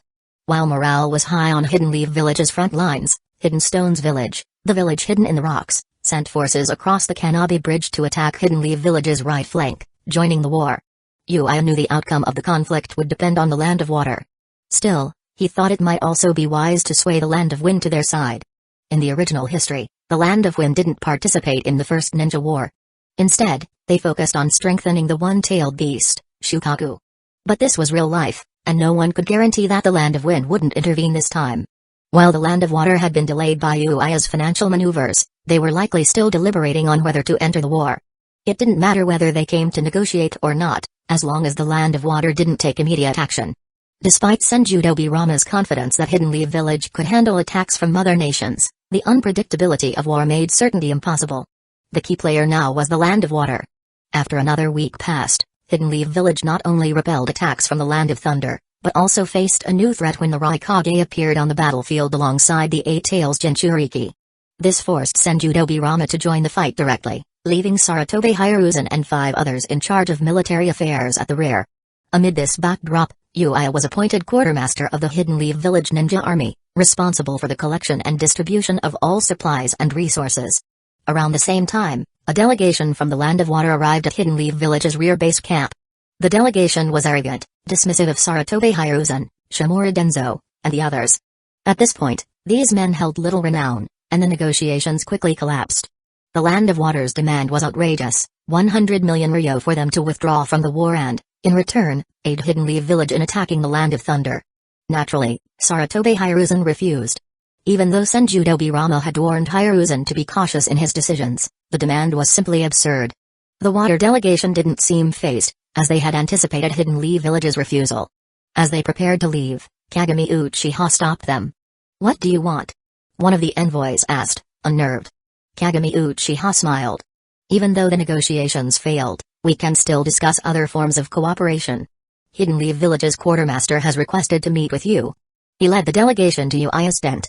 Yuya had grown into a man standing 1.8 meters tall, with curly black hair that hung down to his shoulders and a charming, mature stubble on his chin. He sat cross-legged behind a desk full of papers, gesturing for the envoys to sit. "Who are you?" the lead envoy asked, frowning. With a slight smile, Yuya introduced himself. "I am Kaminaga Yuya, apprentice to the first Hokage. The current Hokage, Senju Tobirama, is my uncle." The envoy raised an eyebrow, uncertain of Yuya's claim. Was there really such a person as Hashirama's apprentice? But that detail hardly mattered now. "What do you want?" the envoy asked again, his voice stern. Yuya calmly poured tea for the group leader. "Relax. I am here to discuss cooperation in good faith. However, the conditions you proposed earlier are unrealistic. Everyone understands that, so let's not treat them as serious offers." Yuya's words immediately shut down any further discussion of the water delegation's earlier demands, forcing them to reconsider. He then opened a scroll, spreading it before them. "Here is our proposal. I've discussed it with the Hokage, and he has agreed to it. As long as you and the Mizukage approve, we can establish a mutually beneficial alliance." The envoy studied the document, sweat forming on his brow. This proposal wasn't something hastily put together over a few days. It seemed Hidden Leaf Village was genuinely interested in forming an alliance with Hidden Mist Village, not merely stalling for time. Caught off guard, the envoy hesitated. He wasn't authorized to make decisions of this magnitude. He needed to send word back to the Mizukage. Chapter 25 Hidden Leaf Village, Hidden Mist Village, and Hidden Sand Village 3 Village Alliance, Part 2. The envoy took the scroll and examined it closely. The first clause stated, Hidden Leaf Village and Hidden Mist Village will open their ports and coasts to each other once both sides agree on the regulations and eliminate the tax on each other's imported goods. The second clause required Hidden Leaf Village to commit to importing at least 3,000 kilograms of fish from Hidden Mist Village annually. The third clause specified that if Hidden Mist Village needed to purchase raw iron, kunai, shuriken, or other ninja tools from Hidden Leaf Village, Hidden Leaf Village would not impose higher prices. Hidden Mist Village would only need to cover transportation costs. As the envoy skimmed through the rest of the 26 articles, none of them demanded Hidden Mist Village withdraw from the war or commit to supporting Hidden Leaf Village. The focus of the entire document was simple: trade. Many of the regulations, in fact, were advantageous to Hidden Mist Village. For example, the elimination of taxes on goods would allow Hidden Mist Village to profit significantly. Hidden Leaf Village didn't have many ships trading with the Land of Water, but Hidden Mist Village had numerous ships that needed to dock in Hidden Leaf Village. The envoy was puzzled. What kind of agreement was this? He glanced at Yuya with suspicion, but Yuya smiled confidently. "This is our gesture of goodwill. I believe you can see we've made concessions." The envoy remained silent. He could tell Hidden Leaf Village had been quite generous. "You should also inform Mizukage-sama of Hidden Leaf Village's interest in using your advanced waterways and cargo ships," Yuya added, still smiling. "However, I understand that you may not be authorized to discuss prices. Please relay this to him." Nodding uncertainly, the envoy listened as Yuya continued. "Additionally, Hidden Leaf Village would like to build a steel processing plant in the Land of Water. Your country has ample mineral resources. Hidden Leaf Village only needs 1/10 of the iron production from the plant for 3 years. Please pass on this information." Still in a daze, the envoy left the tent, completely bewildered. Hidden Leaf Village is being charitable? He thought, astonished by the benefits offered. As the envoy departed, Kagami Uchiha approached Yuya, who had cancelled his transformation technique, and frowned. "I understand you're trying to have Hidden Leaf Village pay a price to get through this period, but aren't you offering too much to Hidden Mist Village?" Yuya looked confused. "What do you mean? It feels like these terms all benefit Hidden Mist Village," Kagami Uchiha replied. Yuya laughed. "That's good to hear. If you think so, then I'm sure the Mizukage of Hidden Mist Village will think the same." Kagami Uchiha was even more perplexed. Something seemed off, but he couldn't put his finger on it. Yuya didn't elaborate further. "I'm not giving away Hidden Leaf Village's resources for nothing. The benefits I've given Hidden Mist Village now will lead to even greater profits for Hidden Leaf Village in the future." What the ninjas of this world failed to grasp was the underlying principle of economics. While it appeared that Hidden Mist Village was receiving all the benefits, they missed a critical detail: Hidden Leaf Village merchants would enjoy the same tax exemptions.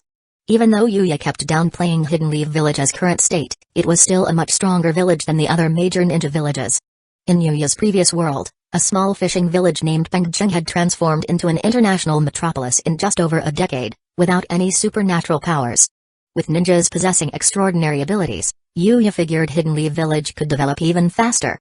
Everyone believed these were advantages for Hidden Mist Village. In reality, they would benefit Hidden Leaf Village just as much. Hidden Mist Village would face a competitive shock from Hidden Leaf Village's trade dominance. As expected, Hidden Mist Village's leadership, including the second Mizukage, Genzuki, didn't detect the traps hidden in the terms. After reviewing the regulations, Genzuki believed they were merely a delaying tactic to prevent Hidden Mist Village from aligning with the Land of Lightning. The second Mizukage sneered. Do they really think I'll fall for these conditions? But when Genzuki summoned the heads of Hidden Mist Village's major families, they disagreed. For them, the economic benefits were undeniable. The agreement guaranteed substantial profits, such as the 3,000 kilograms of fish sold to Hidden Leaf Village, which would generate over 1 million ryo in profit alone. Though Genzuki was Mizukage, he couldn't override the council's decision without a vote. Begrudgingly, he conceded his authority in the matter. Frustrated, Genzuki consulted with a trusted elder from his clan. The elder asked a crucial question: even if Hidden Mist Village wins the war, can it destroy Hidden Leaf Village? And what would the ultimate gain be? Genzuki replied, we could win with the help of Hidden Stones Village and Hidden Clouds Village, but at a cost. Many of our ninjas would die, and we wouldn't be able to destroy Hidden Leaf Village completely. The ninja forces of the Land of Fire outside of Hidden Leaf Village would surely intervene if Hidden Leaf Village faced destruction. Our ultimate goal is to profit from the war. But this made Genzuki pause. Why are we fighting for profit when Hidden Leaf Village is offering it without the risk? Though Union had promised Hidden Mist Village substantial rewards for joining the war, Genzuki knew better than to trust them blindly. They hadn't even offered a deposit, while Hidden Leaf Village was already generous. As a result, the second Mizukage sent emissaries to Hidden Leaf Village to sign the treaty. By the summer of Hidden Leaf Village's 17th year, Hidden Mist Village, which had initially promised to join Hidden Clouds Village in battle, was now sending delegates to sign a mutual market agreement with Hidden Leaf Village. With that, Hidden Leaf Village's eastern front was secured. Senju Dobirama was pleased but perplexed. He couldn't see the benefits in these terms, no matter how hard he tried, yet he trusted Yuya. If it failed, Dobirama joked to himself, he could always send Yuya to search for gold mines and recover any losses. Despite Hidden Leaf Village's apparent concessions, the reality was that Yuya had successfully kept Hidden Mist Village out of the war. Yuya, for his part, was confident. In 3 years, Hidden Leaf Village would reap the rewards. But what Yuya and Obirama hadn't anticipated was the reaction from Hidden Sand Village. Upon hearing of the deal between Hidden Leaf Village and Hidden Mist Village, Hidden Sand Village sent emissaries to Hidden Leaf Village as well, with a single purpose: whatever deal you made with Hidden Mist Village, we want in too. Yuya was stunned. I've become a trendsetter? Chapter 26 News. No matter how Hidden Sand Village viewed the situation, the fact remained, they were essentially coming to Hidden Leaf Village, begging for favorable terms. Although the meat they were offering was thin and not particularly tempting, they were still desperate to make a deal. Who were they really trying to fool? That said, compared to Hidden Mist Village, which is surrounded by the sea and thrives on its abundant seafood resources, Hidden Sand Village, located in the barren wind country, had little to offer. If you had to name a local specialty, it would be the desert itself, along with cacti and desert camels. Unfortunately, the desert didn't even have the good fortune of containing valuable resources like oil. It was just a harsh, unforgiving landscape. The true wealth of the wind country was concentrated in the northwest, where oases, rivers from snow-capped mountains, and rich mineral deposits could be found. However, those areas were controlled by the daimyo of the wind country. As for Hidden Sand Village, they were fortunate to have been given land to build their village in the first place. Beyond that, they didn't receive much else. Though the wind country provided an annual stipend to the village, it was far from substantial. As a result, Hidden Sand Village had spent years dreaming of striking gold in the desert, though it remained just that, a dream. When the treaty between Hidden Leaf Village and Hidden Mist Village became public knowledge, Hidden Sand Village began to reconsider their own position. The agreement between the two villages wasn't kept secret. Hidden Mist Village, in fact, seemed eager to ensure Hidden Leaf Village honored it by announcing the deal on the day it was signed. Yuya noticed this and thought, are you so scared people won't know you were outwitted? Fine, let's make it public. As soon as other nations and villages heard about the treaty, Hidden Sand Village started to reconsider their own plans. As a so-called great nation, Hidden Sand Village figured that if Hidden Leaf Village feared Hidden Mist Village joining the war and offered them a deal to buy time, as they too assumed, why not ask for something similar themselves? Thus, Hidden Sand Village decided to pursue their own agreement with Hidden Leaf Village, essentially begging to be tricked into a deal as well. Naturally, Yuya happily agreed to negotiate. Senju Tobirama, feeling reassured, knew that with both the wind and water countries tied up in treaties, they wouldn't be fighting Hidden Leaf Village anytime soon. That freed Hidden Leaf Village to focus on dealing with the lightning and earth countries. Hidden Leaf Village's confidence surged, and by late summer, after handling the diplomatic front, the village had successfully ensured that only the lightning and earth countries would remain as threats in the ongoing war. As summer ended, something unexpected happened. A skirmish broke out between a unit from Hidden Stones Village and a group of Hidden Mist Village ninjas. The story was simple: though Hidden Mist Village had technically pulled out of the war, there were still remnants of their forces in the joint army with Hidden Stones Village and Hidden Clouds Village. Having spent months on the front lines without much action, the Hidden Mist Village ninjas were frustrated. Then, word came from Hidden Mist Village that they were officially withdrawing from the conflict with Hidden Leaf Village. This news infuriated Hidden Stones Village and Hidden Clouds Village. After all, the Hidden Mist Village ninjas had been consuming resources for 3 months, only to bail just as tensions were rising. While the coalition's leaders grudgingly accepted that they needed to let the Hidden Mist Village ninjas leave, tensions boiled over. A logistical misstep led to the Hidden Stones Village quartermasters providing half the usual food rations to the Hidden Mist Village forces. When the Hidden Mist Village ninjas demanded more food, an Hidden Stones Village ninja lost his temper, resulting in a deadly altercation that left several Hidden Mist Village ninjas dead. Upon hearing this, both the Sushikage and Raikage were at a loss for words. What had just happened? Had fate itself intervened to favor Hidden Leaf Village? Yuya, meanwhile, found the situation surprising. Historically, the first great war between the ninja nations had seen a conflict between the Land of Earth and the Land of Water, where both the Sushikage and Mizukage perished in battle. But in this case, the confrontation had sparked over something as trivial as food rations. Still, history seemed determined to repeat itself. The second Mizukage, Genzuki, who had a notoriously short temper, was livid when he learned that his men had been killed. He demanded that the Sushikage hand over the responsible parties. The Sushikage, however, refused, arguing that Hidden Mist Village had been freeloading for months and now wanted more food before leaving. He was adamant, no one would be handed over. Infuriated, the second Mizukage marched his forces westward, bypassing Hidden Leaf Village's defenses entirely. Obirama briefly wondered if this was just an excuse to start a new conflict with Hidden Leaf Village, but it became clear that the Mizukage's only target was Hidden Stones Village. With a brewing conflict between the two villages, both Obirama and the second Raikage tacitly agreed to a temporary truce. Each of them had more pressing matters to attend to, like harvesting rice, and watching the impending clash between the Land of Earth and the Land of Water unfold. By early autumn of the 17th year of Hidden Leaf Village, Yuya had launched the first edition of the ninja newspaper. With its inaugural headline reading, "Shocking. A fight erupts between the second Mizukage and the second Sushikage over food." The citizens of Hidden Leaf Village, unused to such sensational news in print, eagerly bought up all 2,000 copies of the first issue. Setting up this new publication was relatively easy. After all, printing and engraving could be done with a simple ninjutsu. However, Yuya saw the value in creating institutions to control public opinion and provide information. He also predicted that other major nations would soon follow suit and establish their own newspapers, which would be a good thing, creating new jobs for ninjas across the lands. For now, though, Yuya was content to sit back and watch the fireworks between the Mizukage and Sushikage. In the autumn of the 17th year of Hidden Leaf Village, Yuya returned home to Hidden Leaf Village, where he paid a visit to his master, Maido Uzumaki. During his visit, he learned some troubling news. "The Land of Whirlpools wants you to return, master." Yuya frowned. What could the Land of Whirlpools possibly want now? Chapter 27 Uzumaki Maido and the Uzumaki clan. The Uzumaki clan had established their own ninja village within the Land of Whirlpools. As Yuya had once said, many families would be eager to form a ninja village in a smaller nation, especially one that belonged exclusively to their clan. However, the Uzumaki were different. They were connected to Hidden Leaf Village through marriage, which meant they were obligated to support Hidden Leaf Village in times of need. But the Uzumaki began to have doubts. Could they really count on Hidden Leaf Village's protection, especially now that Senju Hashirama was no longer Hokage? His brother, Senju Tobirama, had taken over as the second Hokage, but how reliable was he? What if Tobirama didn't come to their aid if they were attacked? Hidden Leaf Village had responded to threats from Hidden Clouds Village, but there was no sign of Hashirama. Even if he wasn't dead, it was clear something was wrong. Based on this, the Uzumaki could reasonably assume the god of shinobi had passed away.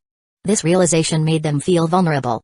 Their security relied heavily on Hidden Leaf Village's strength, but now, with Hashirama gone, that safety was no longer guaranteed. The conflict with Hidden Mist Village only heightened their concerns.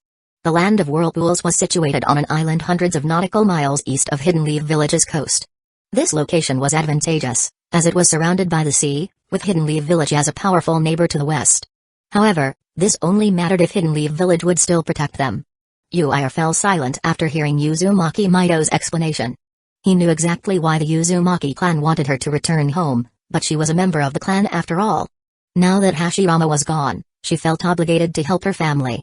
After all, her marriage to Hashirama had been arranged for the clan's benefit, an exchange of interests. Yuya pondered deeply. Should he let Maido return to her family? In the original timeline, Maido had remained in Hidden Leaf Village for only one reason: she was the Nine-Tails Jinchuriki. Hidden Leaf Village, which had been besieged by 3 great nations, couldn't afford to let the Nine-Tails Jinchuriki leave. However, this time around, Hidden Leaf Village wasn't facing a simultaneous attack from the Land of Lightning, the Land of Earth, and the Land of Water. The Uzumaki clan was using Maido's safety as an excuse to bring her back to the clan. But the reasoning was absurd. Were they truly safer in the Land of Whirlpools than in Hidden Leaf Village? Hidden Leaf Village couldn't protect Maido, but the Uzumaki clan could? Ridiculous. Yuya couldn't help but scoff. It was as if a child had given someone their prized toy for protection, but now, seeing that the protector might not hold up their end, wanted the toy back. In this case, the toy was the Nine-Tails, and the clan shamelessly wanted it returned. To the Uzumaki, Maido was a tool. She had been used for their gain from the very start, whether it was through her marriage to Hashirama or by becoming the Nine-Tails Jinchuriki. Who in the clan actually thought about what Maido wanted? Yuya sighed deeply and looked up at Uzumaki Maido, noticing for the first time the wrinkles at the corners of her eyes and on her forehead. She seemed more tired and aged than she used to, back when Hashirama was still alive. Master. Have you not been resting well lately? Yuya asked gently. Though Maido was indeed older, she had always managed to look radiant when Hashirama was around. Now, however, her weariness was visible, and it pained Yuya to see it. Maido's eyes softened, slightly moist, as she gazed at Yuya. Little Yuya. Master has been resting just fine, she said quietly. Yuya could only remain silent. He knew the weight of her burdens. The entire Uzumaki clan saw her only as a means to their own ends, never considering what she truly wanted. Master. Yuya asked after a moment, what do you want? Maido seemed startled. What do you mean? She asked. I mean. Yuya replied with a grin, the current war among the 5 great nations is nothing more than a joke. The Land of Earth and the Land of Water are busy fighting each other, and the Land of Wind has no plans to act. Hidden Leaf Village is already in an unbeatable position. At this point, Master, you really don't need to be involved in the war. So, you should decide for yourself. If you want to return to the Uzumaki clan, then go back. If you don't want to, I'll personally tell them to leave you alone. Yuya grinned mischievously. And if anyone tries to bully you, just because Hashirama's gone, I'll make sure they regret it. Though Yuya's words carried a sense of humor, he was completely serious. He owed everything to Senju Hashirama, who had saved his life when he was just a starving orphan on the streets. Yuya knew he could never repay such a debt, but what could he possibly give the god of shinobi in return? Nothing. Perhaps the only thing Yuya could do now was to protect Maido, ensuring that she lived peacefully without interference from anyone else. The Uzumaki clan wanted Maido to come home? If she wanted to go, Yuya would let her go. If not, even if the entire clan showed up, he'd chase them away. Maido gazed at Yuya, her expression softening. Though he was young, his words brought her comfort. However, she shook her head gently. I won't go back. I am Senju Hashirama's wife and the Nine-Tails Jinchuriki of Hidden Leaf Village. I know my responsibilities, and I won't return to the Land of Whirlpools. Yuya frowned. Master, you don't need to force yourself. Hidden Leaf Village's victory is already certain, it just needs time. You don't have to stay here if you don't want to. I'll talk to Tobirama, and he'll allow you to go back. Maido hesitated. Seeing this, Yuya added, maybe just go for a month? Then if you don't feel right, you can return. There's no way the front lines will collapse in just a month. Maido seemed to consider this, then suddenly had an idea. Perhaps. There's another option? Yuya, you could ask the Uzumaki clan to send a few people to visit me here in Hidden Leaf Village. Yuya's face lit up. No problem. Just leave it to me. You'll see whoever you want in 3 days. With that, Yuya ran off to make the arrangements. Chapter 28. 3 little ones. Tsunade carried her school bag, trailed by a pale and unkempt boy. Tsunade, are you secretly training? The scruffy-haired boy blurted out. I heard your grandfather was the first Hokage. Is he really that strong? The pale boy walking beside them looked calm. "This is where we part ways. I'm heading home," he said. "Huh? Orochimaru, you're leaving already? But aren't your parents not home?" The messy-haired kid shouted after him. "I can go home by myself." Orochimaru, though he was still just little Orochimaru at this point, replied calmly. He turned to leave but bumped into someone. "Ouch. Okay, it doesn't hurt," Yuya muttered, rubbing his head as he looked down at the boy who had fallen. He quickly extended his hand. "Sorry, are you alright, kid?" Little Orochimaru was about to accept the hand when he suddenly pulled back after hearing Yuya's words. He stood up and replied, "You're only a few years older than me."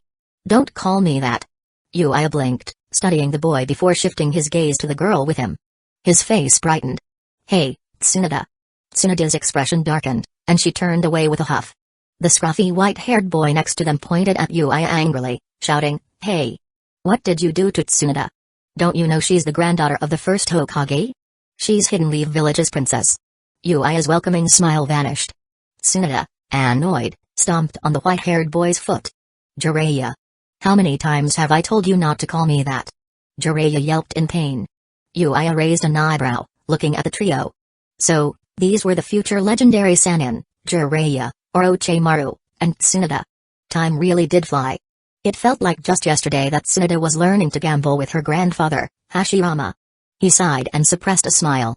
Turning serious, he scolded, "Tsunade, you shouldn't be so rude to your classmates." Tsunade puffed her cheeks angrily and retorted, "Mind your own business." She then tried to run off, but Yuya grabbed her effortlessly. "What a stubborn kid." Yuya sighed. He looked at Jiraiya and Orochimaru. "Sorry about Tsunade. How about I make it up to you with a nice meal?" Jiraiya's ears perked up. "A meal? What kind of meal?" Orochimaru, on the other hand, declined politely. "No, thank you. I need to head home." Yuya leaned in slightly, speaking in a low voice. "There's a new barbecue place in town. They serve top-grade Snow Mountain Wagyu beef imported from the land of frost." Jiraiya froze in place, while Orochimaru hesitated. Yuya grinned. His ninja newspaper, which not only spread news but also featured advertisements, had clearly done its job promoting the restaurant.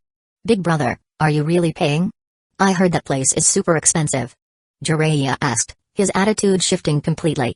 Tsunade, still fuming, interjected. "Of course he's rich. He just doesn't give me any money." Yuya laughed and ruffled Tsunade's hair playfully. "You think I don't know what you'd do with the money if I gave it to you?" Tsunade shot back, "You're only 6 years older than me. Stop calling me a kid." Ignoring her outburst, Yuya turned to Orochimaru. "What about you? Still not interested?" Orochimaru hesitated for a moment before shaking his head. "I'd better go." Before he could finish, Jiraiya cut him off, shouting, "Come on, let's go eat some barbecue." Half an hour later, the four of them sat around a table at the barbecue restaurant, which had a modern wooden design. The three kids devoured plates of beef, while Yuya barely touched his food, instead jotting down names in a small notebook. "Hey, aren't you going to eat?" Jiraiya asked, already thinking about the next time he could get a free meal out of Yuya. Yuya smiled and shook his head. "Are you calling me big brother just so I'll treat you to barbecue every day?" Jiraiya grinned sheepishly. "Every day would be too much. Once a week is fine, haha." Tsunade rolled her eyes at Jiraiya's foolishness and continued eating. She wasn't about to let Yuya off the hook, she was determined to eat her fill. Orochimaru, eating quietly and methodically, was relieved Yuya hadn't ordered more. He knew his portion would be gone if Jiraiya or Tsunade got their hands on it. Yuya finally put away his notebook and said, "Once a week might be tough. I've been pretty busy." Tsunade looked up and smirked. "Busy? You mean collecting donations again, while the people in the big houses don't contribute anything?" Yuya raised an eyebrow, realizing what was bothering her. He smiled. "Why do you think that, Tsunade? Why would those people in the big houses need to donate?" Tsunade slammed the table. "Why shouldn't they? Everyone else is donating. My mom gave all her savings, her bedding, even her new clothes. Everyone in the neighborhood did. But those people living in big houses didn't." Yuya chuckled softly, noticing how Tsunade's temper was starting to resemble her grandfather's. Still calm, he apologized to the nearby diners. "Sorry, my sister's just a bit spirited." The diners, seeing how young Yuya was and how polite his apology sounded, quickly brushed it off. Yuya turned back to Tsunade, his voice gentle. "I'm proud of you for noticing this, Tsunade. But some things are best left alone. Now, why don't you focus on eating?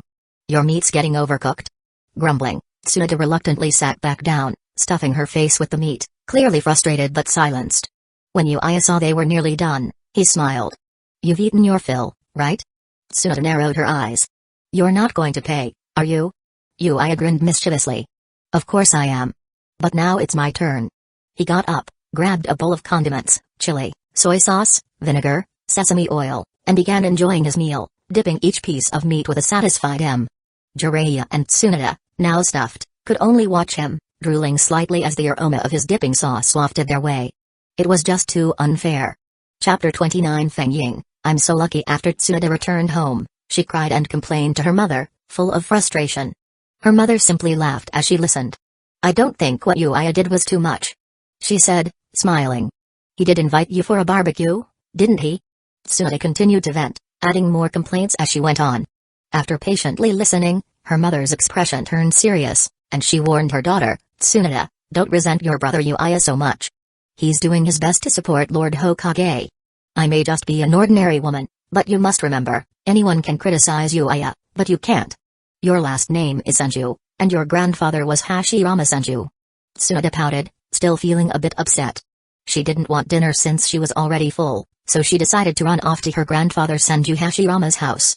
There, she could at least complain about Yuya to her grandmother, Uzumaki Maido, who might take her side. However, when Tsunade told her grandmother what had happened, Maido didn't agree with her. Instead, she hugged Tsunade tenderly and said, "The fact that you feel this way shows you love the village. It means you care about the lives of ordinary people and want them to have better lives. But you mustn't blame Yuya. He's just a few years older than you, and yet he already carries so many responsibilities." Maido then smiled softly. "You know, your grandfather once said he wanted you to marry Yuya when you're older." Tsunade jumped up in shock. "What? My grandpa? No way. Absolutely not. Why would he want me to marry that big jerk Yuya?" Maido chuckled, pulling Tsunade back to sit beside her. "It's just something he said. No need to take it too seriously." But deep down, Maido felt somewhat helpless. Before his death, Hashirama had a plan. If Yuya and Tsunade were to marry, Yuya would inherit both the explicit and subtle political influence of the Senju clan. But what Hashirama likely hadn't anticipated was that Yuya might not need that legacy at all. Whether it was Hashirama or Tobirama, their greatest contribution to Yuya wasn't their legacy, it was enabling him to use his own talents to their fullest potential. Maido couldn't quite imagine what Hidden Leaf Village would look like once Yuya grew older. By then, how many clans in the village would try to gain his favor? The success story of the Uzumaki clan was already a clear example, and many would want to replicate that for themselves. Autumn, 3 months later, was a relatively short time, but enough for things to change significantly between the Land of Wind and Hidden Leaf Village. With a land route connecting them through the Land of Rivers, trade and cooperation flourished. This connection was more straightforward compared to the Water Country, which had to navigate treacherous ocean routes. Even though the Land of Wind signed a trade agreement with Hidden Leaf Village later than the others, they were the first to reap the benefits.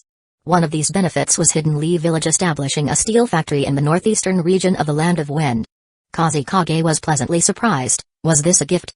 The factory would use their iron ore, and while the agreement required them to give Hidden Leaf Village 1/5 of the output for the first 3 years, Kazekage wasn't bothered by that. Another benefit was the removal of entrance taxes for caravans, replaced by a simple transaction tax.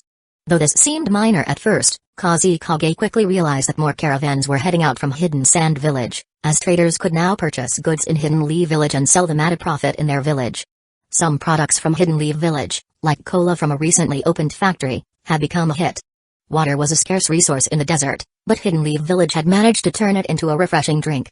The cola was surprisingly popular in Hidden Sand Village, quenching thirst and selling out immediately. But the real game changer? Hidden Leaf Village was exporting food to Hidden Sand Village. And, due to the treaty, the prices were regulated and couldn't be increased, making it incredibly affordable. Kazekage was taken aback. Was this serious? Cheap food available at such low prices? They had to take advantage of it and order tons of grain. Just when Kazekage thought things couldn't get better, Yuya sent a representative with a proposal. Are you interested in taking out a loan? With our strong relationship, we'll lend you 100 million ryo, and you'll only owe us 101 million next year. What do you say? Kazekage was tempted. The interest was almost non-existent. But even so, Hidden Sand Village had no money. Yuya's representative continued to explain, you may not be able to grow food in your desert, but you can plant other crops like peppers. Next year, You can sell those to us and use the profits to pay back the loan. Kazekage thought about it and realized it made sense. They could borrow money this year, buy everything they needed, and then repay Hidden Leaf Village next year by selling crops. Essentially, they would be using future money now. Though Kazekage had considered the risks, he believed the only risk would be if they couldn't sell their crops. But the contract stipulated that Hidden Leaf Village had to buy 3,000 kilograms annually, just like the deal they had with Hidden Mist Village. Kazekage wasn't worried about Hidden Leaf Village breaking the deal. And if Hidden Leaf Village ever reneged, he could always default on the loan. He doubted Hidden Leaf Village would want to risk that. However, what Kazekage hadn't realized was that by focusing so heavily on growing peppers and cacti for profit, Hidden Sand Village's agricultural variety was becoming dangerously limited. Although they never produced much food before, at least they could grow some. But now, as villagers saw how lucrative it was to plant peppers, they might abandon traditional crops altogether, creating a dependency on Hidden Leaf Village that could spell trouble in the future. Chapter 30 Mizukage, I'm so lucky. And similarly, the Land of Water had no reason to refuse the same strategy. Especially after seeing the Land of Wind sign an agreement with Hidden Leaf Village and reap benefits first, the Land of Water was understandably anxious. The anxiety was palpable.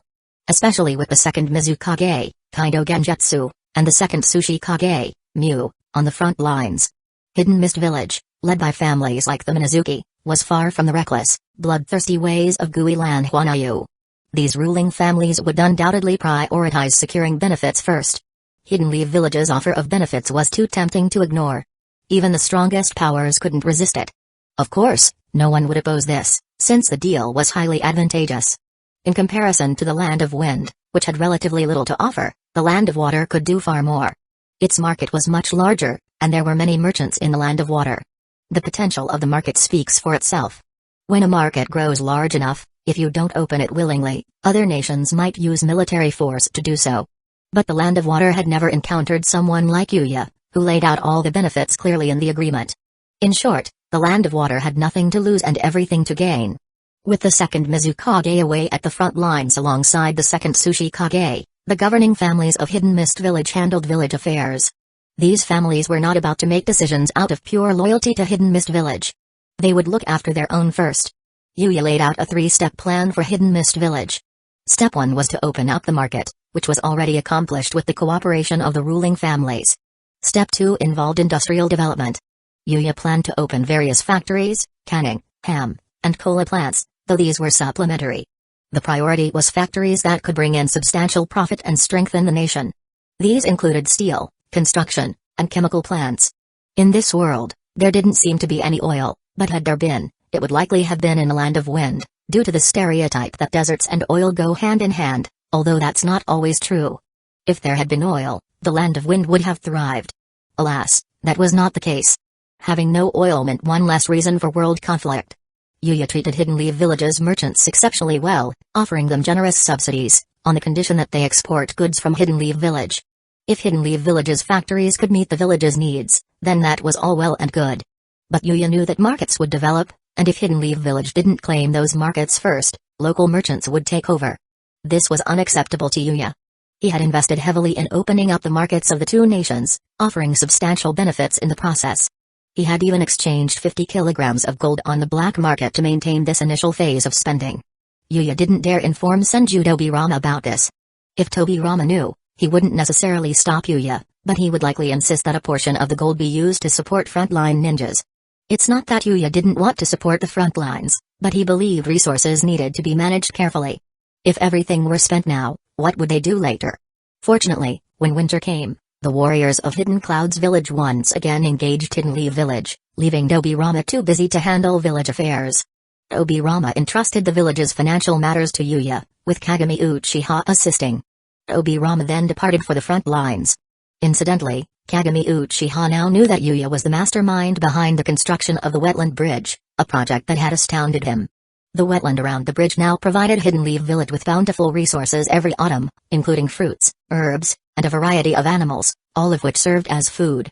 At this stage, the people of Hidden Leaf Village had enough to eat, but for Yuya, it wasn't nearly enough. For someone who remembered the abundance of his past life's country, this situation was unacceptable. In his previous life, people ate meat with every meal, and while that may not have been realistic yet, he at least wanted Hidden Leaf Village's citizens to have meat once a month. Ultimately, Yuya's goal was to ensure that everyone in Hidden Leaf Village could eat meat with every meal. However, this was a lofty ambition for now. Still, Yuya had a proactive mindset. If pork, beef, or lamb wasn't readily available, fish could be substituted. The first shipment of 3,000 kilograms of fish, traded with Hidden Mist Village, had already arrived by sea. This shipment was enough to feed Hidden Leaf Village's people for a week. Naturally, the ship from Hidden Mist Village didn't return empty. After the fish were unloaded, the ship's water tanks were emptied, the vessel left to dry for a few days, then coated with tung oil before being filled with goods from Hidden Leaf Village. The first goods were always Hidden Leaf Village's clothing. Thanks to trade agreements, the price of Hidden Leaf Village's clothes in Hidden Mist Village was the same as in Hidden Leaf Village. Given the vast difference in quality between Hidden Leaf Village's silk garments and Hidden Mist Village's linen and grass seed fabrics, merchants naturally preferred to buy from Hidden Leaf Village. Yuya also initiated large-scale silkworm farming in Hidden Leaf Village, moving away from the previous model where individual households raised small quantities of silkworms. Instead, dozens of female workers were employed to farm silkworms collectively.